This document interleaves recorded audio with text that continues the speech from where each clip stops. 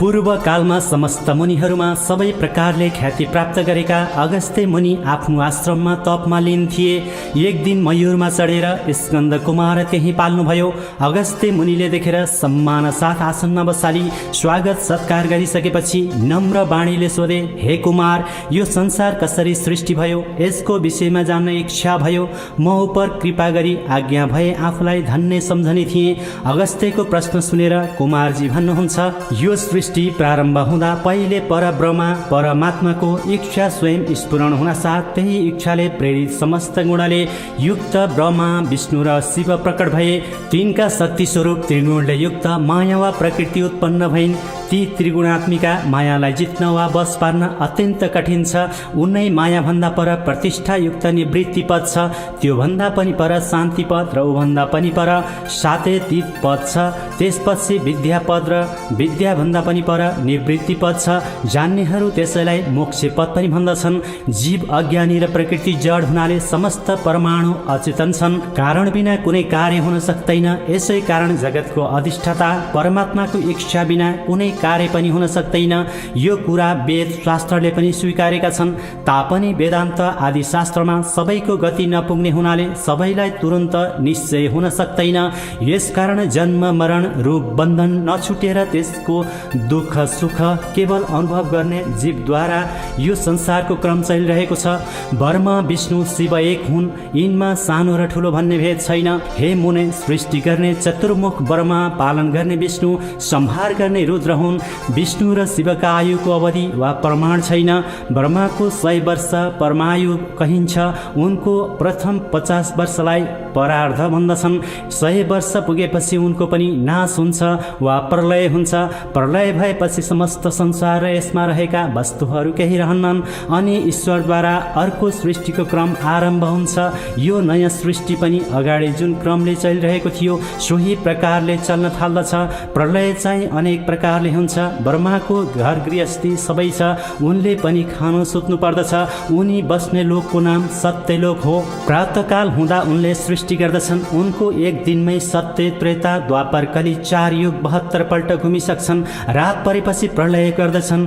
यही क्रमले जब ब्रह्माको 100 वर्ष पुग्दछ तब महाप्रलय हुन्छ। त्यस महाप्रलयपछि फेरि पहिले जस्तै रजोगुणले युक्त ब्रह्मा उत्पन्न गराई अहंकार र पञ्चमहाभूत ज्ञानेन्द्रिय कर्मेन्द्रिय पञ्च तन्मात्रा शब्द रूप रस गन्धले युक्त एउटा अण्ड उत्पन्न हुन्छ वा बन्दछ। त्यो अण्ड ब्रह्मामय हुनाले त्यसको नाम ब्रह्माण्ड रहेको हो। त्यही अण्ड फुटेर 2 भाग भएपछि एक भागको प्रकृति र अर्को भागको पुरुष बन्दछ। त्यसैबाट प्रथम सृष्टि चतुर्मुख ब्रह्मा भए। पालन गर्ने अनन्त कोटि ब्रह्माण्डका स्वामी विष्णु भए। संहार गर्ने महारुद्र भए।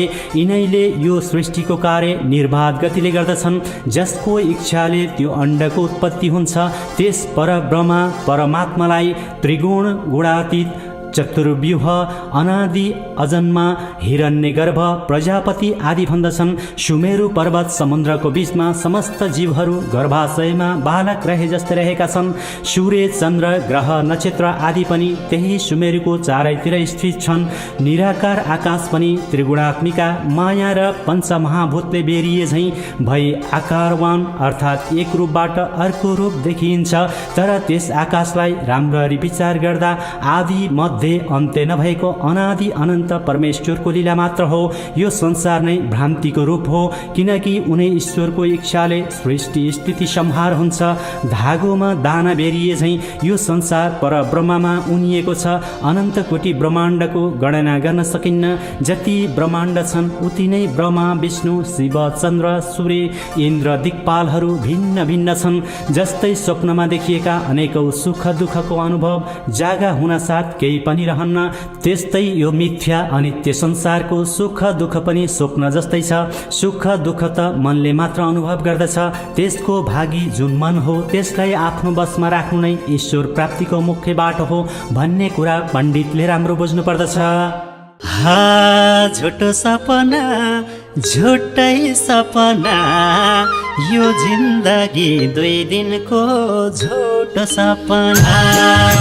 झुटो सपना झुटो सपना, यो जिन्दगी 2 दिनको झुटो सपना।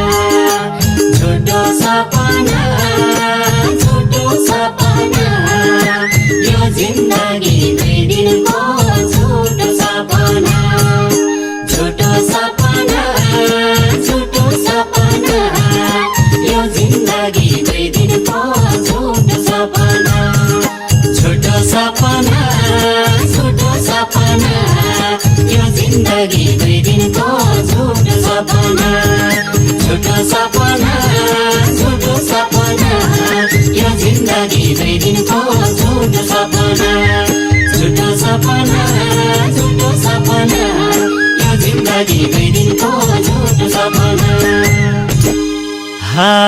जिन्दगानी घाम छाया 2 दिनको खेला जिन्दगानी घाम छाया 2 दिनको खेला यही खेलाले भुललाई भुलमा पार्यो बाँचुन्जेला राख बसमा मन राख बसमा मन ईश्वर पाउनु छ भने राख बसमा राख बसमा मन राख बसमा मन ईश्वर पाउनु छ भने राख बसमा मन राख बसमा मन राख बसमा मन ईश्वर पाउनु छ भने राख बसमा मन राख बसमा मन राख बसमा मन ईश्वर पाउनु छ भने राख बसमा मन राख बसमा मन राख बसमा मन ईश्वर पाउनु छ भने राख बसमा मन राख बसमा मन राख बसमा मन ईश्वर पाउनु छ भने राख बसमा मन राख बसमा मन राख बसमा मन ईश्वर पाउनु छ भने राख बसमा मन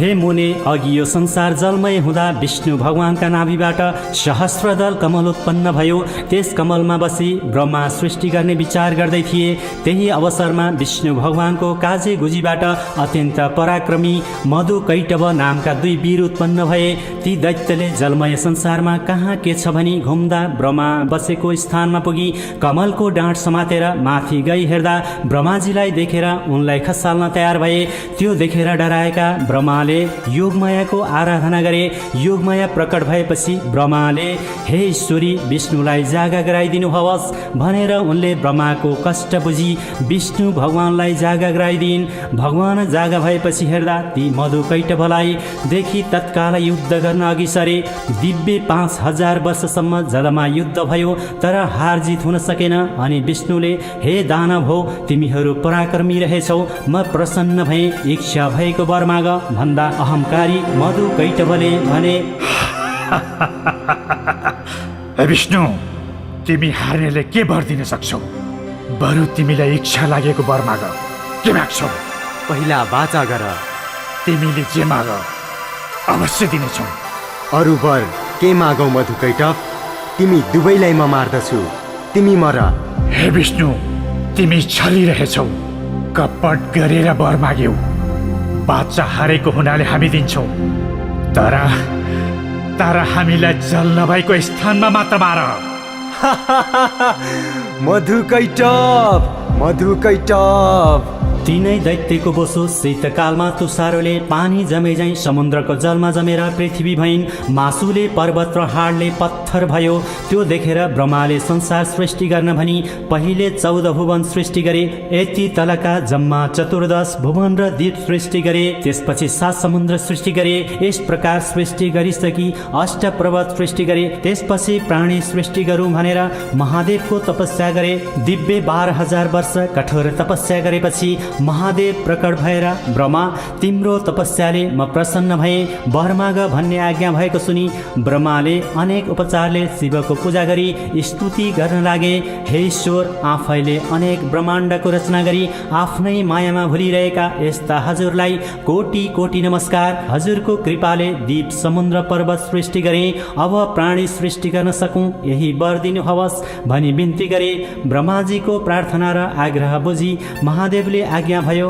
ब्रह्मा तिमी प्राणी सृष्टि गर्न सके भनी वरदान दिनुभयो। अनि ब्रह्माले महादेवलाई दण्डवत गरी प्राणी सृष्टि गर्न सुमेरु पर्वतमा गए।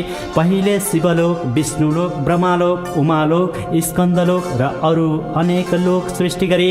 तिनमा सबभन्दा माथि सत्यलोक सृष्टि गरे। अनि सुमेरु पर्वतको पूर्व दिशामा अमरावती, आग्नेय कोणमा शुद्धावती, दक्षिण दिशामा एमपुरी, नैऋत्य कोणमा कृष्णावती, पश्चिम दिशामा श्रद्धावती, ईशान कोणमा यशोवती नामका पुरीहरू रचना गरे। त्यसपछि स्थावर जङ्गम सृष्टि गरे। अनि प्राणी सृष्टि गर्ने इच्छा भयो र मनले चिताउन साथ कश्यप प्रवृत्ति 100 ऋषि सृष्टि भए। अब देव, दानव, पशु, पक्षी, मनुष्य कसरी सृष्टि भए त्यो सुन्ने इच्छा छ। मुनिको इच्छा जानेर कुमारजी आज्ञा गर्नुहुन्छ। हे मुने, कश्यप ऋषिका अदिति, दिति, दनु, कारा, घोरा, सिंहिका, क्रोधा, प्राधा, बलिष्ठा, विनता, कपिला, कद्रु र मनु यस्ता स्त्रीहरू थिए। अत दितिका गर्भबाट हिरण्यकश्यपु आदि दैत्य जन्मे।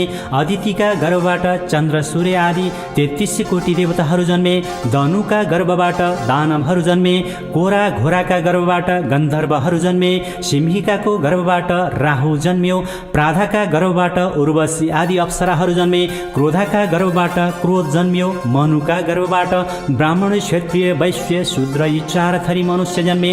बलिष्ठा र विनताका गर्भबाट अरुण, गरुड, सम्पादी, मयूर, कोकिल, चखेवा, जीवनजीव, मुनिया, धोबिनी, राजहंस आदि पंक्षीहरू जन्मे। कपिलाका गर्भबाट कामधेनु, सिंह, शार्दूल, बाघ, हात्ती, घोडा, मृग, जरायो, गैंडा, खरायो आदि पशुहरू जन्मे। कद्रुका गर्भबाट श्वेषनाग, अनन्तनाग, पद्मनाग, वासुकी नाग, कुलिक नाग, कर्कुटक नाग, तक्षक नाग, शङ्खनाग आदि अष्टनागहरू जन्मे। यसरी देवता, ऋषि, यक्ष, गन्धर्व, किन्नर, अप्सरा, नाग, मनुष्य, पशु पक्षीहरू सृष्टि भएको देखि ब्रह्माले तिनीहरूलाई खाने आहार, धान, जौ, तिल आदि अनेक तरहका अन्न र फलफुल सृष्टि गरे।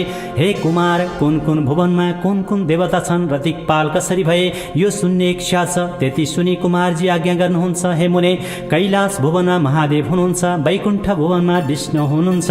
सत्य भुवनमा ब्रह्मा छन्। उमा भुवनमा पार्वती छन्। स्कन्द भुवनमा मसु, धुम्र भुवनमा धुम्र ऋषिहरू छन्। नैऋत्य भुवनमा अन्य ऋषिहरू छन्। यति भुवनका कुरा कहे। अब दिक्पाल भएका कुरा भन्दछु। कश्यप ऋषिका छोरा इन्द्रले हिमालयमा गई धेरै कालसम्म कठोर तपस्या गरे। महादेव प्रसन्न भए। हे इन्द्र, तिम्रो तपस्याले म प्रसन्न भए भनी वरदान दिई अमरावतीको अधिपति र पूर्व दिशाको दिक्पाल बनाई पठाए। फेरि एउटाले गई उसै गरी तपस्या गर्दा महादेव प्रसन्न भएर अग्नि नाम राखी अग्निकोणको दिक्पाल बनाई शुद्धावतीको अधिपति गराई पठाए। फेरि अर्कोले गई त्यसै गरी तपस्या गरे। महादेव प्रसन्न भई यम नाम राखी दक्षिण दिशाको दिक्पाल बनाई यमपुरीको अधिपति गराई पठाए। फेरि एउटाले गई त्यसै गरी तपस्या गरे। महादेव खुसी भई नैऋत्य नाम राखी नैऋत्य कोणको दिक्पाल र कृष्णावतीको अधिपति गराई पठाए। फेरि अर्कोले गई त्यसै गरी तपस्या गरे। महादेव प्रसन्न भई वरुण नाम राखी पश्चिम दिशाको दिक्पाल र श्रद्धावतीको अधिपति गराई पठाए। फेरि 49 वायुले गई त्यसै गरी तपस्या गरे। महादेव प्रसन्न भई वरदान माग भन्दा ती वायुले हामी 49 जना एक हुन सकौं र हामीलाई कोही नदेखुन्, केवल शब्द मात्र सुनुन्, बलमा पनि कसैले जित्न नसकुन् भनी माग्दा महादेवले तथास्तु भनी वरदान दिएर वायु नाम राखी वायव्य कोणको अधिपति गराई पठाए। फेरि एउटाले गई त्यसै गरी तपस्या गरे। महादेव खुसी भई कुबेर नाम राखी उत्तर दिशाको दिक्पाल र अलकापुरीको अधिपति गराई पठाए। फेरि एउटाले गई त्यसै गरी तपस्या गरे। महादेव प्रसन्न भई विश्वकर्मा नाम राखी ईशान कोणको दिक्पाल र यशोवतीको अधिपति बनाई पठाए। इति श्री स्कन्द पुराणे केदारखण्डे माघ महात्म्ये कुमार अगस्त्य संवादे श्री स्वस्तानि व्रत कथायां दिक्पाल वर्णन नाम हरे नमः। हा महिमा पर श्री स्वस्थानी माताको महिमा पर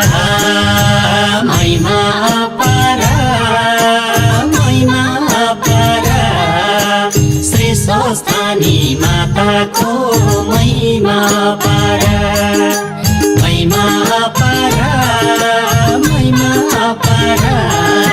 श्री स्वस्थानी माताको महिमा पर पारा श्री स्वस्थानी माताको महिमा पारा महिमा पारा महिमा पारा श्री स्वस्थानी माताको महिमा पारा महिमा पारा महिमा पारा श्री स्वस्थानी माताको महिमा पारा महिमा पारा महिमा पारा श्री स्वस्थानी माताको महिमा पारा।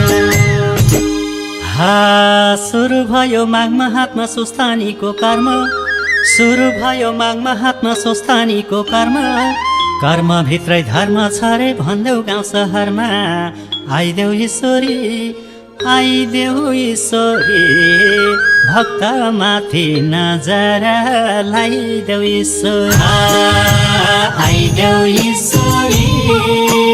आइदेऊ ईश्वरी भक्त माथि नजर लगाइदेऊ ईश्वरी आइदेऊ ईश्वरी भक्त माथि नजर लगाइदेऊ ईश्वरी आइदेऊ ईश्वरी भक्त माथि नजर लगाइदेऊ ईश्वरी आइदेऊ ईश्वरी भक्त माथि नजर लगाइदेऊ ईश्वरी आइदेऊ ईश्वरी भक्त माथि नजर लगाइदेऊ ईश्वरी आइदेऊ ईश्वरी भक्त माथि नजर लगाइदेऊ ईश्वरी।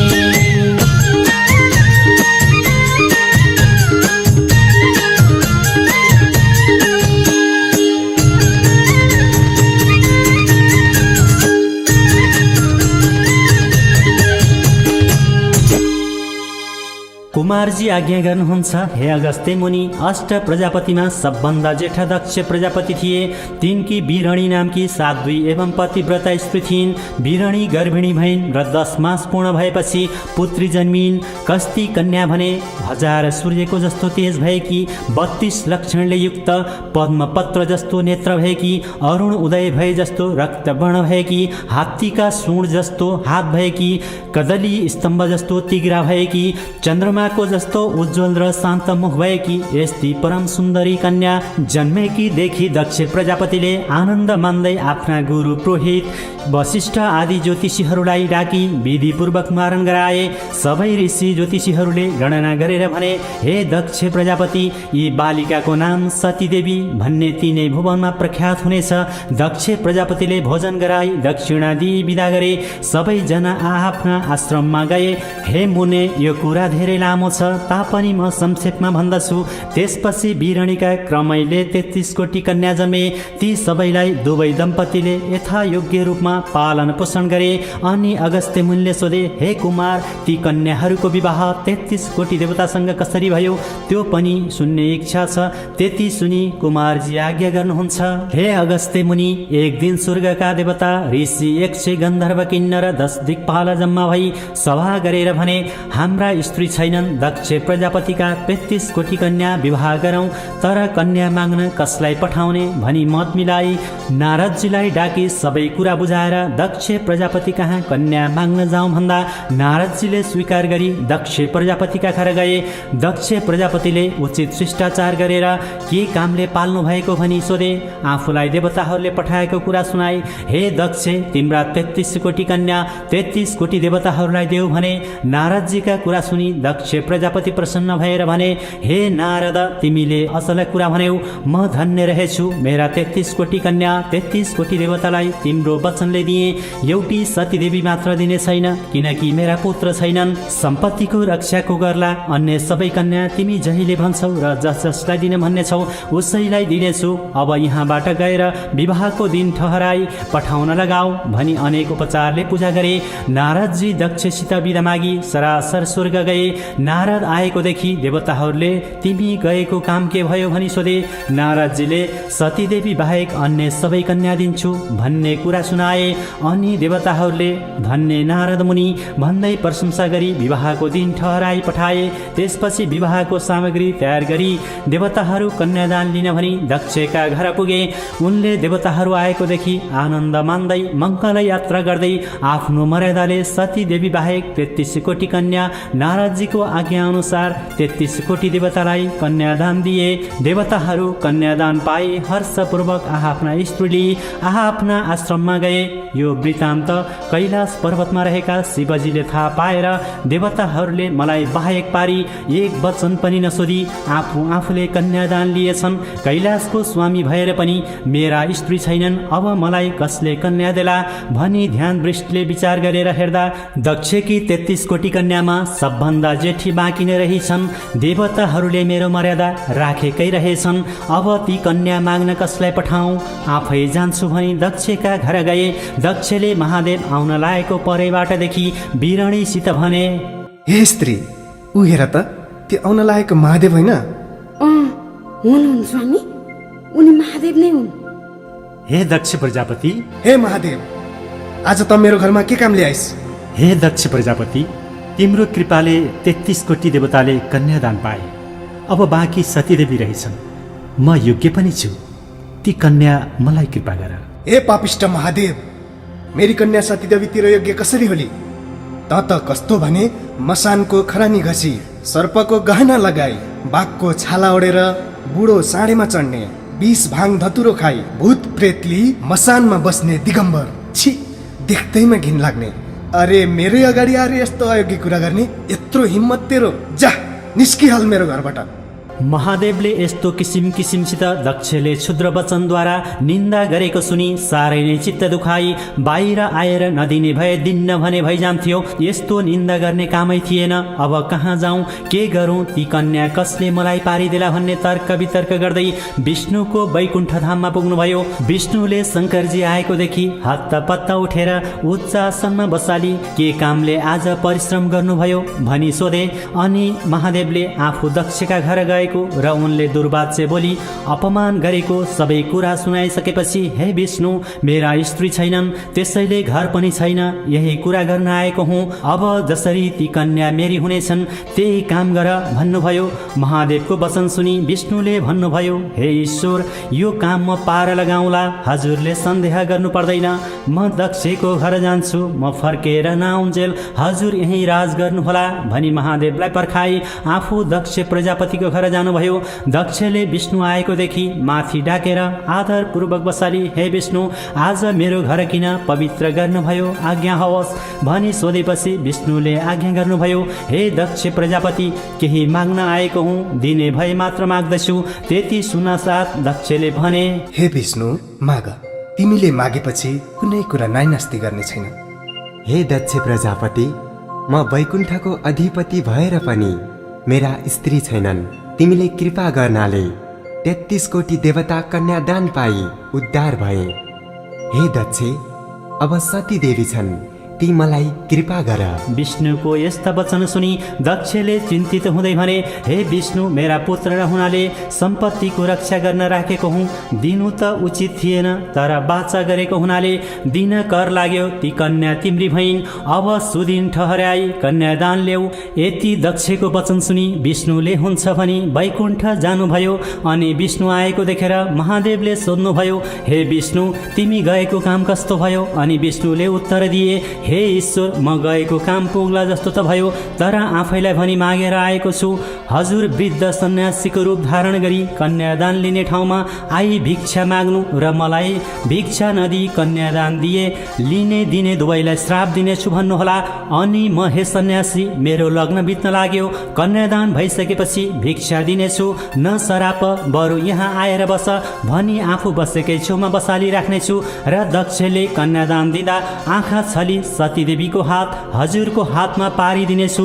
यस दिन यो बेला आउनुहोला भनी दक्षसित भएको सबै विवरण एक एक गरी सुनाउनु भयो। विष्णुको कुरा सुनेर प्रसन्न भएका महादेव अवश्य आउनेछु भनी गदगद चित्तले कैलाशमा जानुभयो।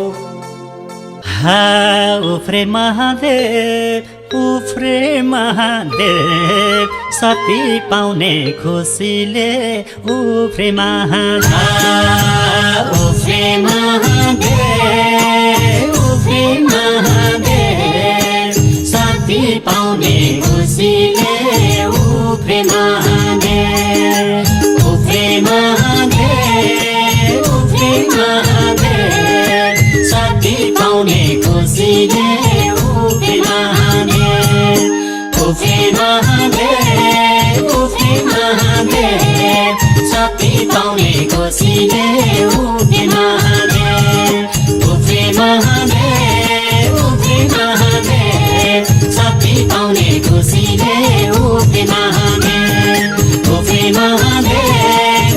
महादेव शक्ति पाउने खुसीले उफ्रे महादेव उफ्रे महादेव शक्ति पाउने खुसीले उफ्रे महादेव हा जिन्दगीको एक्लो यात्रा कति गरून् उनी जिन्दगीको एक्लो यात्रा कति गरून् उनी कैलाश अब प्रीतिमय हुने भयो भनी उफ्रे महादेव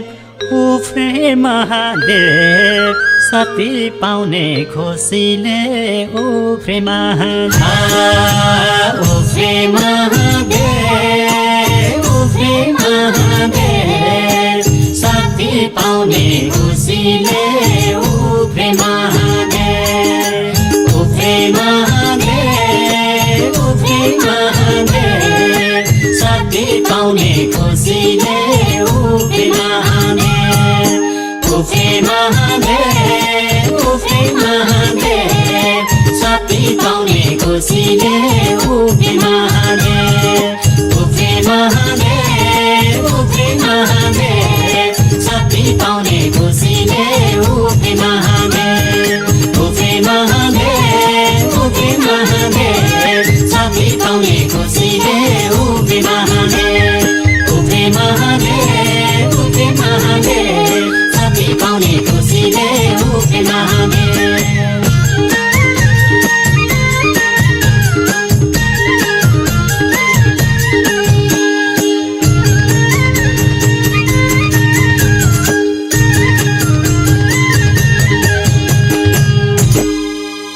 कुमारजी आज्ञा गर्नुहुन्छ हे अगस्त्य मुनि। त्यसपछि कन्यादान लिने दिन आयो र महादेव आउनुहोला भन्ने विचार गर्दै विष्णु दक्षको घर पुग्नुभयो। उनले सम्पूर्ण सामग्री तयार गराई अन्य विधान पूरा गरेर कन्यादान गर्न तयार भए। उता महादेव दक्षको घर जान बिर्सेर 20 भाङ धतुरो खाई अचेत जस्तै भए। अनि विष्णुले अझसम्म महादेव आउनु भएन, कन्यादानको बेला भइसक्यो, आफ्नो हातमा थापौँ भने महादेवलाई हुँदैन, अब म के गरौँ भनी व्याकुल हुन लागे। उता महादेव अकस्मात झसङ्ग भई कन्यादान दिने आजै हो, विष्णु पुगिसके होलान्, बेला पनि भयो होला, यस्तो सम्झी तत्काल वृद्ध सन्यासीको रूप धारण गरी दक्षको घर पुगी भिक्षा मागे। हे विष्णु, म निकै परदेखि आइरहेको छु, भोक पनि लागिरहेको छ। पर्खा न भिक्षुक, मलाई भोक लागिरहेको छ विष्णु। यदि मलाई भिक्षा नदिई कन्यादान गरे लिने दिने दुवैलाई श्राप दिन्छु। हे भिक्षुक, लग्नको समय बित्न लाग्यो, कन्यादान भइसकेपछि तिमीलाई भिक्षा दिएर सन्तुष्ट गराउँला। अहिले आऊ, म बसेकै स्थानमा आएर बस। हे विष्णु, तिमी भारी कपटी रहेछौ। तिम्रो विश्वासमा पर्दा मेरी छोरी आज यो अवस्थामा पर्न गई। दक्षको त्यस्ता कुरा सुनेर पनि केही उत्तर नदिई सन्यासी रूप महादेवसित जान्छु भनेर वैकुण्ठ गए। त्यसपछि दक्षले छोरीतर्फ हेरेर भने, हे सती, पापिष्ट विष्णुको छलमा परेर यो वृद्ध सन्यासी स्वामी पाए पनि चिन्ता गर्नु पर्दैन, हामी छँदैछौँ, तँलाई दुःख दिने छैनौँ, अहिले उसैसित जाऊ। पिताको यस्तो वचन सुनेर सबै बहिनीहरूको देवता स्वामी पाएको सम्झी म धिक्कार रहेछु भनी विषाद गरी रुन लागिन्। फेरि विधाताले मेरो ललाटमा यस्तै लेखेको रहेछ, अब रुनु व्यर्थ छ, जस्तो भए पनि माता पिताले दिएको मेरा स्वामी नै हुन् भनी धैर्य धारण गरिन्। हे स्त्री, अब यहाँ बसेर के गर्नु, आफ्नै घर जानुपर्छ, जाऊ, माता पितासँग बिदा मागेर आऊ। हस् स्वामी। अनि दक्ष प्रजापति र वीरणीले धैर्य धारण गरेर जाऊ भनी बिदा दिए। सती देवीले माता पितालाई प्रणाम गरिन्। सन्यासी रूप महादेवको अगाडि लागेर हिँडिन्। निकै पर पुगेपछि सन्यासी रूप महादेव आज्ञा गर्नुहुन्छ, हे प्रिय, घरबाट कहिले बाहिर ननिस्केकी, सदा सुखमा पालिएकी, अत्यन्त कोमल अङ्ग भएकी तिमीलाई परिश्रम पर्ला, सुस्त सुस्त हिँड। पतिको मधुर वचन सुनेर सती देवी भन्न लागिन्, हे स्वामी, म त हिँड्न सक्दछु, हजुरको वृद्ध अवस्था छ, परिश्रम पर्ला, बिस्तारै बिस्तारै हिँडी बक्सियोस्। यस्तै किसिमका अनेक कुरा गर्दै सती देवीले आफ्ना स्वामीको वृद्ध अवस्थादेखि यी वृद्ध अवस्था भएका म युवती मेरा स्वामीलाई कसैले केही गरी मेरो अपहरण गर्ने हो कि भन्ने चिन्ता गर्दै एक छिन पनि नछाडी पछि पछि लागेर गइन्। कैलाशमा पुगेर महादेवले सती देवीको चरित्र हेर्नको लागि कैलाशकै टाकुरामा एउटा खरको झुपडी उत्पन्न गरी, हे स्त्री, हाम्रो घर त्यही हो, आइपुग्यो भन्दै औँलाले देखाए। अनि अब तिमी घरभित्र जाऊ, भोक पनि लाग्यो होला, जे छ झिकेर खाऊ, मलाई परिश्रम भयो, एकछिन सुत्तछु भनी 20 भाङ धतुरो खाई बाहिरै सुते। सती देवीले त्यो खरको झुप्रोदेखि आफ्ना पिताको घर सम्झेर त्यस्तो सुवर्णको घरमा बसेकी मलाई यस्तो घरको झुपडीमा बस्नु पर्यो भनी मनमा विषाद गरी आँखाबाट आँसुका धारा बगाइन्। फेरि मेरो कर्मले यस्तै पारी ल्यायो, के गरौँ भनी मन बुझाइन् र पछ्यौराले आँसु पुछी घरभित्र पसिन्। हेर्दा त सबै ठाउँमा माकुराको जालो र कसिङ्गर मात्र देखिन्। अनि कुचोले माकुराको जालो फाली राम्रोसित बढारेर सफा पारिन्। अनि स्वामी जागा भएपछि खाना के दिने भनेर भण्डारमा हेर्न पुगिन्, तर त्यहाँ केही फेला पारिनन् र मनमा विषाद गरी महादेव सुतेको स्थानमा गई खुट्टा मनी बसिरहन्। 4 दिन बितेपछि महादेव जागा हुनुभयो। हे पापिनी स्त्री, मलाई एक्लै बाहिर सुताई आफू भित्र सुतिस। हे स्वामी, हजुरलाई गहिरो निन्दा परेको देखि जागा गराउनै सकिन। म सुतेकी पनि छैन, यही बसिरहेकी छु। तँलाई त खानु पर्थ्यो होला नि, केही खाइस कि खाइनस्? मैले त भण्डारमा जे भएको खाइसके स्वामी, अब हजुर के खानुहुन्छ? सती देवी कस्ती भने श्रृङ्गार गरी रिसमा पनि रसमा पनि उज्यालो मुख गरी स्वामीको भक्तिमा चित्त लगाइरहन्थिन्। सती देवीले त्यति भनेपछि त्यहाँ के थियो र खाइ होली भनी करुणामूर्ति शिवलाई अत्यन्त करुणा भयो र हे प्रिय, हाम्रो घर यो होइन, त्यो घरको भित्ता च्यातेर हेर त भन्नुभयो। र सती देवी भन्दछिन्, हे स्वामी, भएको घर नासी, नभएको घर कहाँ हेर्न जाउँ? फेरि बनाउनु परेमा हजुर वृद्ध, म नारी, कसले बनाइदेला? यस्तो सती देवीको वचन सुनि महादेव जुरुक्क उठेर खरको भित्तामा लात्ताले हानी उज्जवल कैलाशको दर्शन दिनुभयो। अनेक माडिक के जडेको सुनै सुनले बनेको त्यस्तो दिव्य महल देखेर सती देवी प्रसन्न भई, मेरा पिता दक्ष प्रजापतिको घर भन्दा पनि अत्यन्त राम्रो यो घर कसको होला भन्ने विचार गरिन्। अनि सन्यासी रूप महादेवले आफ्नो दिव्य रूपको दर्शन दिन सती देवीलाई चोकमा डाकेर लगे। अनि हे स्त्री, यो चोकको माझमा गाईको गोबरले मण्डलाकार गरी लिपिदेऊ भने सती देवीले तत्काल आज्ञा पालन गरिन्। अनि महादेव पोतेको स्थानमा बसी निर्मल स्फटिकको जस्तो विश्वम्भर मूर्तिको दर्शन दिनुभयो।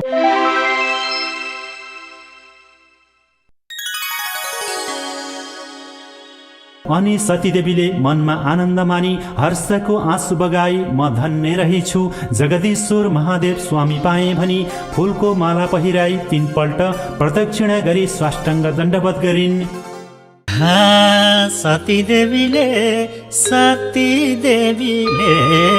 महादेवको दर्शन पाइन्। सती देवी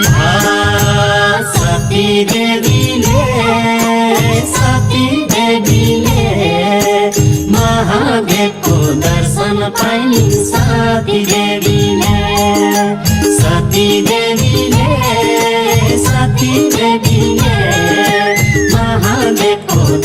पाइन्। सती देवीले महादेवको दर्शन पाइन्।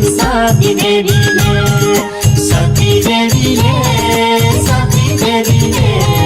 महादेवको दर्शन पाइन्। सती देवीले महादेवको दर्शन पाइन्। सती देवीले महादेवको दर्शन पाइन्। सती देवीले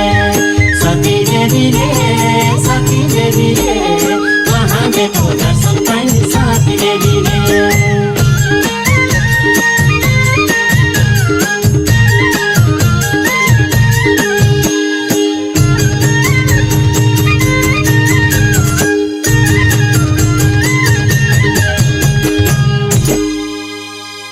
कुमारजी आज्ञा गर्नुहुन्छ हे अगस्त्य मुनि, अब के सुन्ने इच्छा छ? यस्तो कुरा सुनि अगस्त्य मुनि बिन्ती गर्दछन्, हे कुमारजी, दक्ष प्रजापतिका 33 कोटी कन्या 33 कोटी देवताले विवाह गरे। सती देवीलाई विष्णु भगवानको छलले शिवजीले प्राप्त गर्नुभयो। त्यसपछि सतीको मृत्यु के कारण परेर भयो, यस विषयमा सुन्ने इच्छा छ, सुनाइ बक्सियोस्। यस्तो आग्रह गरेको सुनि कुमारजी भन्नुहुन्छ, हे मुने, एक दिन दक्ष प्रजापतिले यज्ञ गर्ने इच्छा गरेको धेरै समय भयो। अब त्यो यज्ञ गर्ने इच्छा बलवती भयो र सम्पूर्ण सामग्री तयार गरे।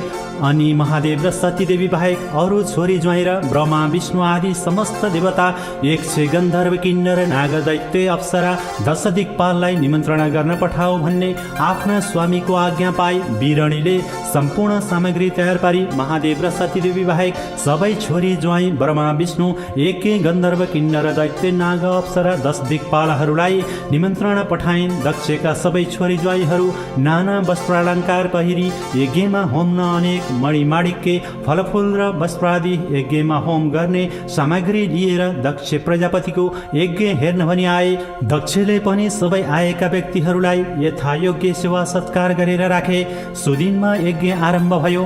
त्यो अश्वमेघ कस्तो भने नन्दी भृङ्गी चतुष्ठी योगिनी भूत प्रेत पिचास प्रथम गण सहित भई श्री महादेव बस्ता जस्तो शोभा हुन्छ। त्यस्तै 33 कोटी छोरी ज्वाइँ र ब्रह्मा विष्णु आदि देवता ऋषि यज्ञ गन्धर्व किन्नर दैत्य नाग अप्सराहरू नाना वस्त्र अलङ्कार पहिरी ऊभन्दा ऊ राम्री भई नाच गान गरी मङ्गलको निमित्त शोभनमय कलश सहित अश्वमेध गर्दा शोभायमान देखियो। त्यसरी अश्वमेध चलिरहेको बखतमा नारद मुनिले कुआएनन् भनी आसनबाट उठेर चारैतिर हेर्न लागे। दक्षका 33 कोटी कन्या ब्रह्मा विष्णु प्रवृत्ति सकल देवता ऋषि यज्ञ गन्धर्व किन्नर नाग अप्सरा आदि सबैलाई देखे, तर महादेव र सतीलाई देखेनन्। बिना महादेवको यो दक्ष प्रजापतिको यज्ञ कसरी पूर्ण होला? के कारण हो? निम्ता पठाउन पो बिर्सेका हुन् कि अथवा अरू कुनै कारण छ कि भन्ने मनमा तर्क गर्दै तुरुन्त त्यहाँबाट अन्तर्धान भई कैलाश पर्वतमा गए। त्यसै बेला उता महादेवले सती देवीलाई, हे प्रिय, आज हामी दुवैजना जुवा खेलौँ आऊ भन्नुभयो। सतीले हवस भनी पासा ल्याइन् र दुवैजना प्रेम साथ जुवा खेल्न लागे। खेलमा सती देवीले जितिन् र स्वामीलाई गिज्याउन लागिन्। अनि शिवजी झोक्किएर झोली थापे, त्यो पनि जितिन्। अनि नागरूपी गहना थापे, त्यो पनि जितिन्। त्यसै बेला दक्षको निम्ता पाएर देवता दानव यक्ष किन्नरहरू विमानमा बसेर गइरहेका थिए। तिनीहरूलाई देखेर सतीले स्वामीसित भनिन्, हे स्वामी, ती विमानमा बसेर जाने को हुन्? तिमीलाई के मतलब प्रिय? जोसुकै हुन्। ल, यो मुकुट थापे मैले। हे स्वामी, मैले हजुरका सबै वस्तु जितिसके, अब के थाप्नुहुन्छ? थाप्नुहोस्। अब म आफ्नो अङ्ग थाप्छु। ल। हे स्वामी, हजुरको अङ्ग सारा मेरै हो। यदि म हारे भने हजुरको अङ्गको साटो म के टक्र्याउला? फेरि हजुरको अङ्ग जुवा खेली जितेर आफ्नो बनाउनु पर्ने पनि केही आवश्यकता देख्दिनँ स्वामी। किन प्रिय? किनकि जुन दिन मेरा माता पिताले तिलको सहित हजुरको हातमा राखिदिनु भएका थिए, उसै दिनदेखि हजुरको अङ्ग मेरो र मेरो अङ्ग हजुरको भइसक्यो। अब हजुरले अङ्ग थापिराख्नु पर्दैन स्वामी। सती देवीको यस्तो स्नेहयुक्त वचन सुनेर महादेव प्रसन्न भई, धन्य तिमी भनेर जुवा खेल्न छाडी मिठा मिठा वार्ता गरेर कैलाशमा बसेका थिए। त्यसै बेला नारद मुनि पुगेर सती र शिवलाई साष्टाङ्ग दण्डवत गरी हात जोडेर उभिरहे। श्री महादेव कस्ता भने, जटाको मुकुट बनाई बाघका छालाको पटुका कसेका, हात्तीको छाला ओढेर सर्वाङ्गमा भस्म लेपन गरी स्थान स्थानमा सर्पका गहना लगाई घाँटीमा नरमुण्डमाला पहिरी सती देवीलाई काखमा लिएर कोटी सूर्य झैं तेजले जाजुल्यमान भई नन्दी भृङ्गी भूत प्रेत डाकिनी साकिनी द्वारमा राखेर प्रथम गण सहित भइरहेका महादेवलाई नारदले देखेर हर्ष मानी बारम्बार चरणमा गिरी दण्डवत गर्दा भए। त्यसरी नारदजीले भक्ति गरेको देखेर मनमा आनन्द मानी श्री महादेवले आज्ञा भयो, हे मुने, तिम्रो भक्ति देखेर म प्रसन्न भए। जे इच्छा छ वर माग। तब नारदजी केही भन्न नसकी उभिरहे। हे नारद, तिमी के कामले आयौ यहाँ? नारायण नारायण नारायण। हे शम्भो, दक्ष प्रजापतिले अश्वमेध यज्ञ गर्दा तिनै लोकका देवता 100 गन्धर्व किन्नर दैत्य नाग अष्टवसु वशिष्ठ आदि ऋषि र ब्रह्मा विष्णु एवं 10 दिक्पाल सहित सबै यज्ञ स्थलमा आइपुगेका छन्। मैले यज्ञ स्थलमा हेर्दा केवल हजुर दम्पतिलाई मात्र देखिन। ए यज्ञका मुख्य भोक्ता कर्ता र फलदाता हजुरलाई किन डाकेनन् भनी आश्चर्य लाग्यो प्रभु। हे गौरी शङ्कर, यसको अर्थ बुझ्न नसकेर यहाँ आएको। नारायण नारायण नारायण। हे जगदीश्वर, 33 कोटी देवता र सारालाई डाक्दा पनि हामी दुईजनालाई मातापिताले किन बोलाउनु भएन? हे प्रिय, तिमी दुःख नमान, किनभने तिमी नरुचाइएकी छोरी, म मन नपरेको ज्वाइँ। डाकेनन् त के भयो? यस कुरामा तिमीले आफ्नो अपमान मान्नु पर्दैन प्रिय, तिम्रो म छँदैछु नि। दक्षको यज्ञमा गएर पो हामीले के पाउनु छ र? नगए के होला प्रिय, नरौ न। भनी धेरै प्रकारले सम्झाउँदा पनि नमानेर, हे स्वामी त्यस्तो आज्ञा नहोस्, मलाई त्यो अश्वमेध यज्ञ हेर्ने अत्यन्त इच्छा छ। आज्ञा भए नारदजीसित गए एकपटक हेरेर मात्र आउने थिएँ भनेर बहुतै जिद्दी गरी महादेवका चरणमा परिन्। अनि जगदीश्वरले फेरि भन्नुभयो, हे प्रिय यस्तो हट नगर, किनकि विशेष गरेर तिमी आफ्नो स्वाभिमानमा रहेकी त्यहाँ अपमान होला, जाने काम नगर भनी अनेक किसिमले बुझाउँदा पनि नमानी नारदका साथ लागि कैलाशबाट प्रस्थान गरिन्। पिताको यज्ञ स्थलमा पुगेर आदर साथ माता पितालाई ढोक्दी साह्रै चित्त दुखाइन्। आँखाबाट बरर आँसुका ढिका झारिन्। मङ्गल वचन बोलिन्, हे माता पिता, हजुरले गर्न लागेको यस्तो ठुलो यज्ञमा पनि मलाई किन सूचना दिनु भएन? के म हजुरहरूको छोरी होइन? मैले के अपराध गरेँ अथवा मेरा स्वामीले हजुरको के विराम गरिदिनु भयो? आज्ञा हवस्। विष्णु प्रवृत्ति 33 कोटी देवता, 100 गन्धर्व किन्नर दैत्य नाग अप्सरा र ऋषि मुनि एवं 10 दिक्पाल स्त्री पुरुष सहित सबै डाकेर केवल हामी दुईजनालाई मात्र किन डाक्नु भएन? फेरि यज्ञका घर्ता महादेव नै हुनुहुन्छ, उनी बिना हजुरको यो यज्ञ कसरी पूर्ण होला? यज्ञको फल दिने पनि उहाँ नै होइबक्सन्छ, देवताका पनि देवता शिव नै होइबक्सन्छ, फेरि सृष्टिकर्ता पनि उहाँ नै होइबक्सन्छ। महादेव बिना गरेको यज्ञ निष्फल हुन्छ। यज्ञकर्ता नभएको यस्तो अशुद्ध यज्ञ कसरी आरम्भ गर्नुभयो? यसले हजुरहरूको कदापि जय हुने छैन। श्री महादेवलाई तुरुन्त डाक्न पठाउनुहोस्, अनि मात्र यज्ञको उद्देश्य सफल भई इच्छित फल प्राप्त हुनेछ। हे पिता, शङ्करलाई असङ्कर गरी थाल्नु भएको यो यज्ञ शङ्कर नभइकन पनि पूर्ण हुन्छ कि? यो ब्रह्माण्डमा 2 शङ्कर छन्, यदि छन् भने मलाई आज्ञा हवस्। फेरि मेरो स्वामीलाई नडाकेको कारण के हो?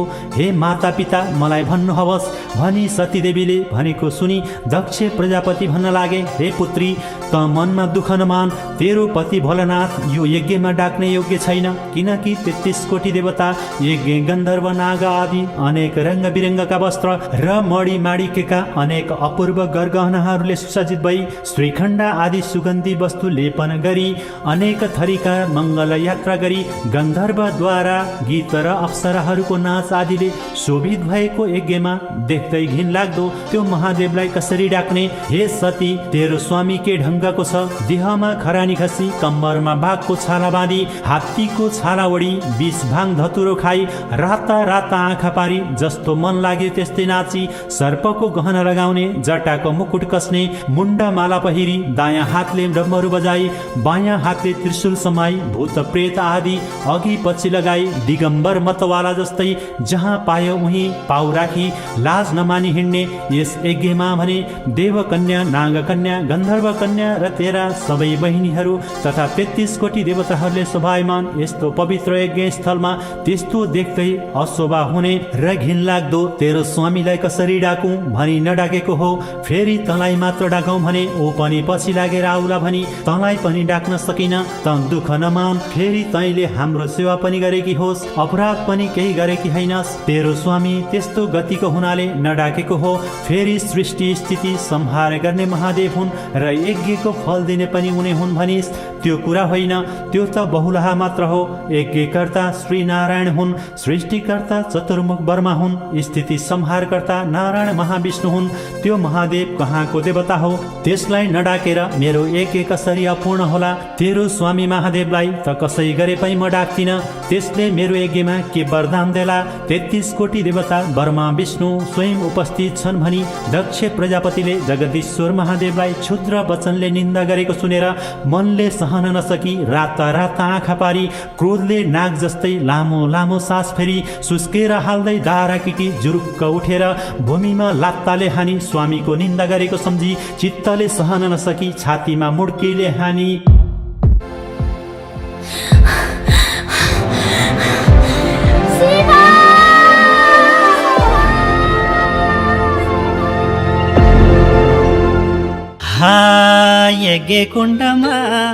यज्ञ कुण्डमा सती देवी हम फालिन् यज्ञ कुण्डमा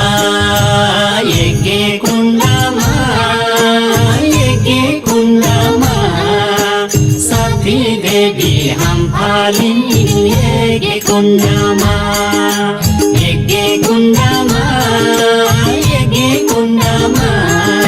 सती देवी हम फालिन् यज्ञ कुण्डमा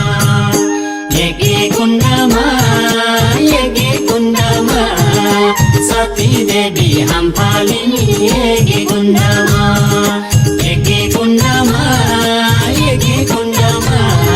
सती देवी हम फालिन् यज्ञ कुण्डमा सती देवी हम फालिन् यज्ञ कुण्डमा सती देवी हम फालिन् यज्ञ कुण्डमा प्रलय भूमेग गर्जो आदि होरी चली प्रलय भूमेग गर्जो आदि होरी चली पाहुना पाछा बचाउ भन्छन् भुइँमा घोप्टो परी अग्नि डराइन् सती देवी जलाउन अग्नि डराइन्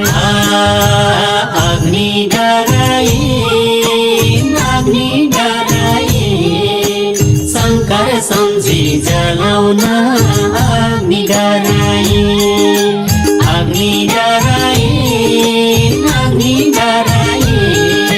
सती देवी जलाउन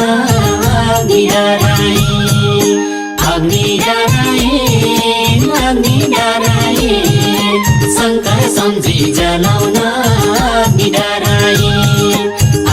डराइन् सती देवी जलाउन अग्नि डराइन् शङ्कर सम्झी जलाउन अग्नि डराइन् सती देवी जलाउन अग्नि डराइन्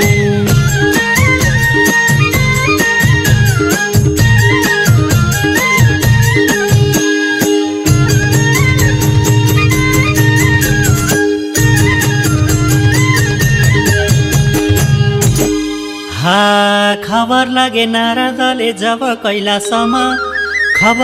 नारदले जब कैलासमा केही बेर त महादेवका भन्दै भए कान दारा किट्नु भो ज्वाला झिक्नु भो महादेवले रिसाउँदै दारा किट्नु भो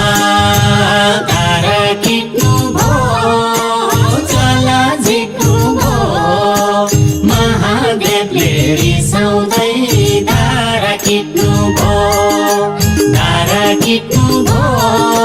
ज्वाला झिक्नु भो महादेवले रिसाउँदै दारा किट्नु भो ज्वाला झिक्नु भो महादेवले रिसाउँदै दारा किट्नु भो ज्वाला झिक्नु भो महादेवले रिसाउँदै दारा किट्नु भो ज्वाला झिक्नु भो महादेवले रिसाउँदै दारा किट्नु भो ज्वाला झिक्नु भो महादेवले रिसाउँदै दारा किट्नु भो रिसाउनु भो महादेव जट्टा पछारेर, रिसाउनु भो महादेव जट्टा पछारेर, वीरभद्र र महाकाली निस्ते उत्निखेर। जाऊ वीरभद्र जाऊ, जाऊ महाकाली जाऊ, दक्ष भन्ने पापीको नाश गरेरै। जाऊ वीरभद्र जाऊ, जाऊ महाकाली जाऊ, दक्ष भन्ने पापीको नाश गरेरै आऊ। जाऊ वीरभद्र जाऊ, जाऊ महाकाली जाऊ, दक्ष भन्ने पापीको नाश गरेरै आऊ। जाऊ वीरभद्र जाऊ, जाऊ महाकाली जाऊ, दक्ष भन्ने पापीको नाश गरेरै आऊ। जाऊ वीरभद्र जाऊ, जाऊ महाकाली जाऊ, दक्ष भन्ने पापीको नाश गरेरै आऊ। जाऊ वीरभद्र जाऊ, जाऊ महाकाली जाऊ, दक्ष भन्ने पापीको नाश गरेरै आऊ। जाऊ वीरभद्र जाऊ, जाऊ महाकाली जाऊ, दक्ष भन्ने पापीको नाश गरेरै आऊ।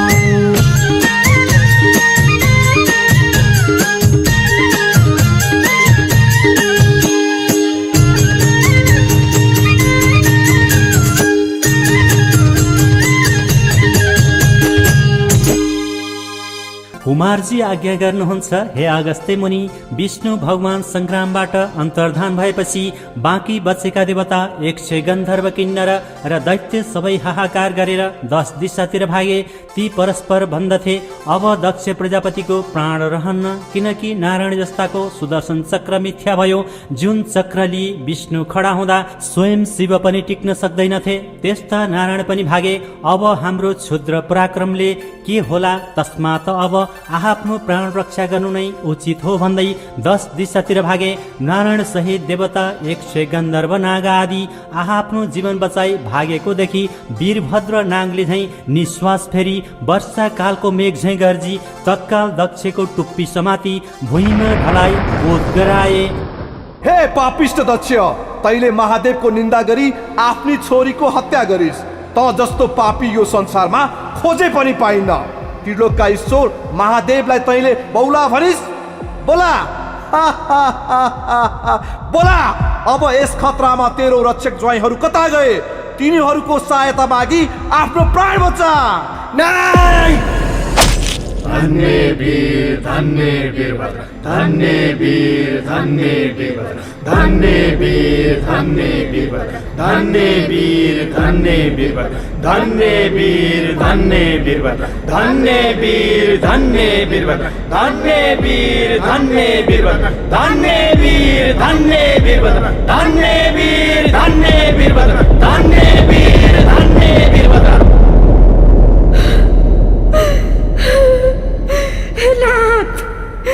मलाई अनाथ ठुलाई कथा गयो। जगदीश्वर महादेवलाई यो क्षमा नडाक्दा यस्तो भयो। हे मूर्ति, तिम्रो घमण्डले शिवको निन्दा गर्दा अकालमा मर्नु पर्यो। आज मेरो यो गति भयो।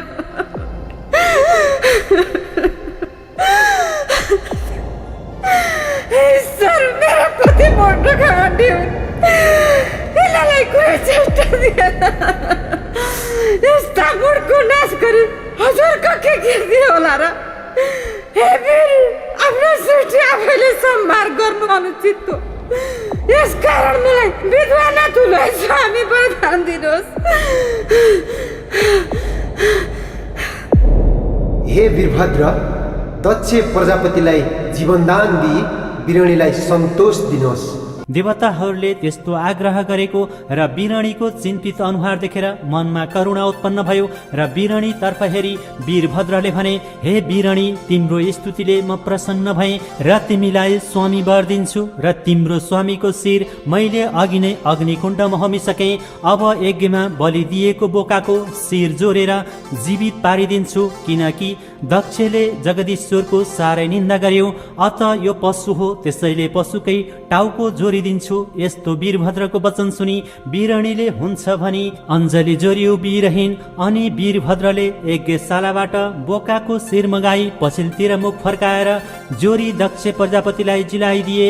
दक्ष प्रजापति जीवित भएपछि वीरणीले मनमा सन्तोष मानी छाँग मुख अर्थात् बोकाको टाउको भएका स्वामी सहित वीरभद्र र महाकालीलाई दण्डवत प्रणाम गरी आफ्नो घर गए। यस्ता वीरभद्र र महाकाली पनि देवता दक्ष यज्ञ किन्नर आदिको संहार गरी दक्षको यज्ञ विध्वंस पारी नन्दी भृङ्गी चतुष्टी योगिनी भूत प्रेत प्रथम गण समेत त्यहाँबाट अन्तर्धान भई कैलाशमा पुगी शिवजीलाई दण्डवत प्रणाम गरेर हे ईश्वर, हजुरको आज्ञा अनुसार दक्षको यज्ञ विध्वंस पारी देवता यक्ष गन्धर्व र उसका समस्त रक्षक मारी दक्षको शिर छुट्याई अग्निकुण्डमा होमिसकेपछि उसकी स्त्री वीरणीले आफ्ना स्वामी मरेको देखि साह्रै दिन भावले विलाप गर्न लागिन्। त्यो देखेर मैले अग्निकुण्डमा बलि दिएको बोकाको शिर ल्याएर पछाडि मुख फर्काई जोरेर दक्ष प्रजापतिलाई जिलाई आए भनी बिन्ती गरे र महादेव प्रसन्न भई हे वीरभद्र महाकाली,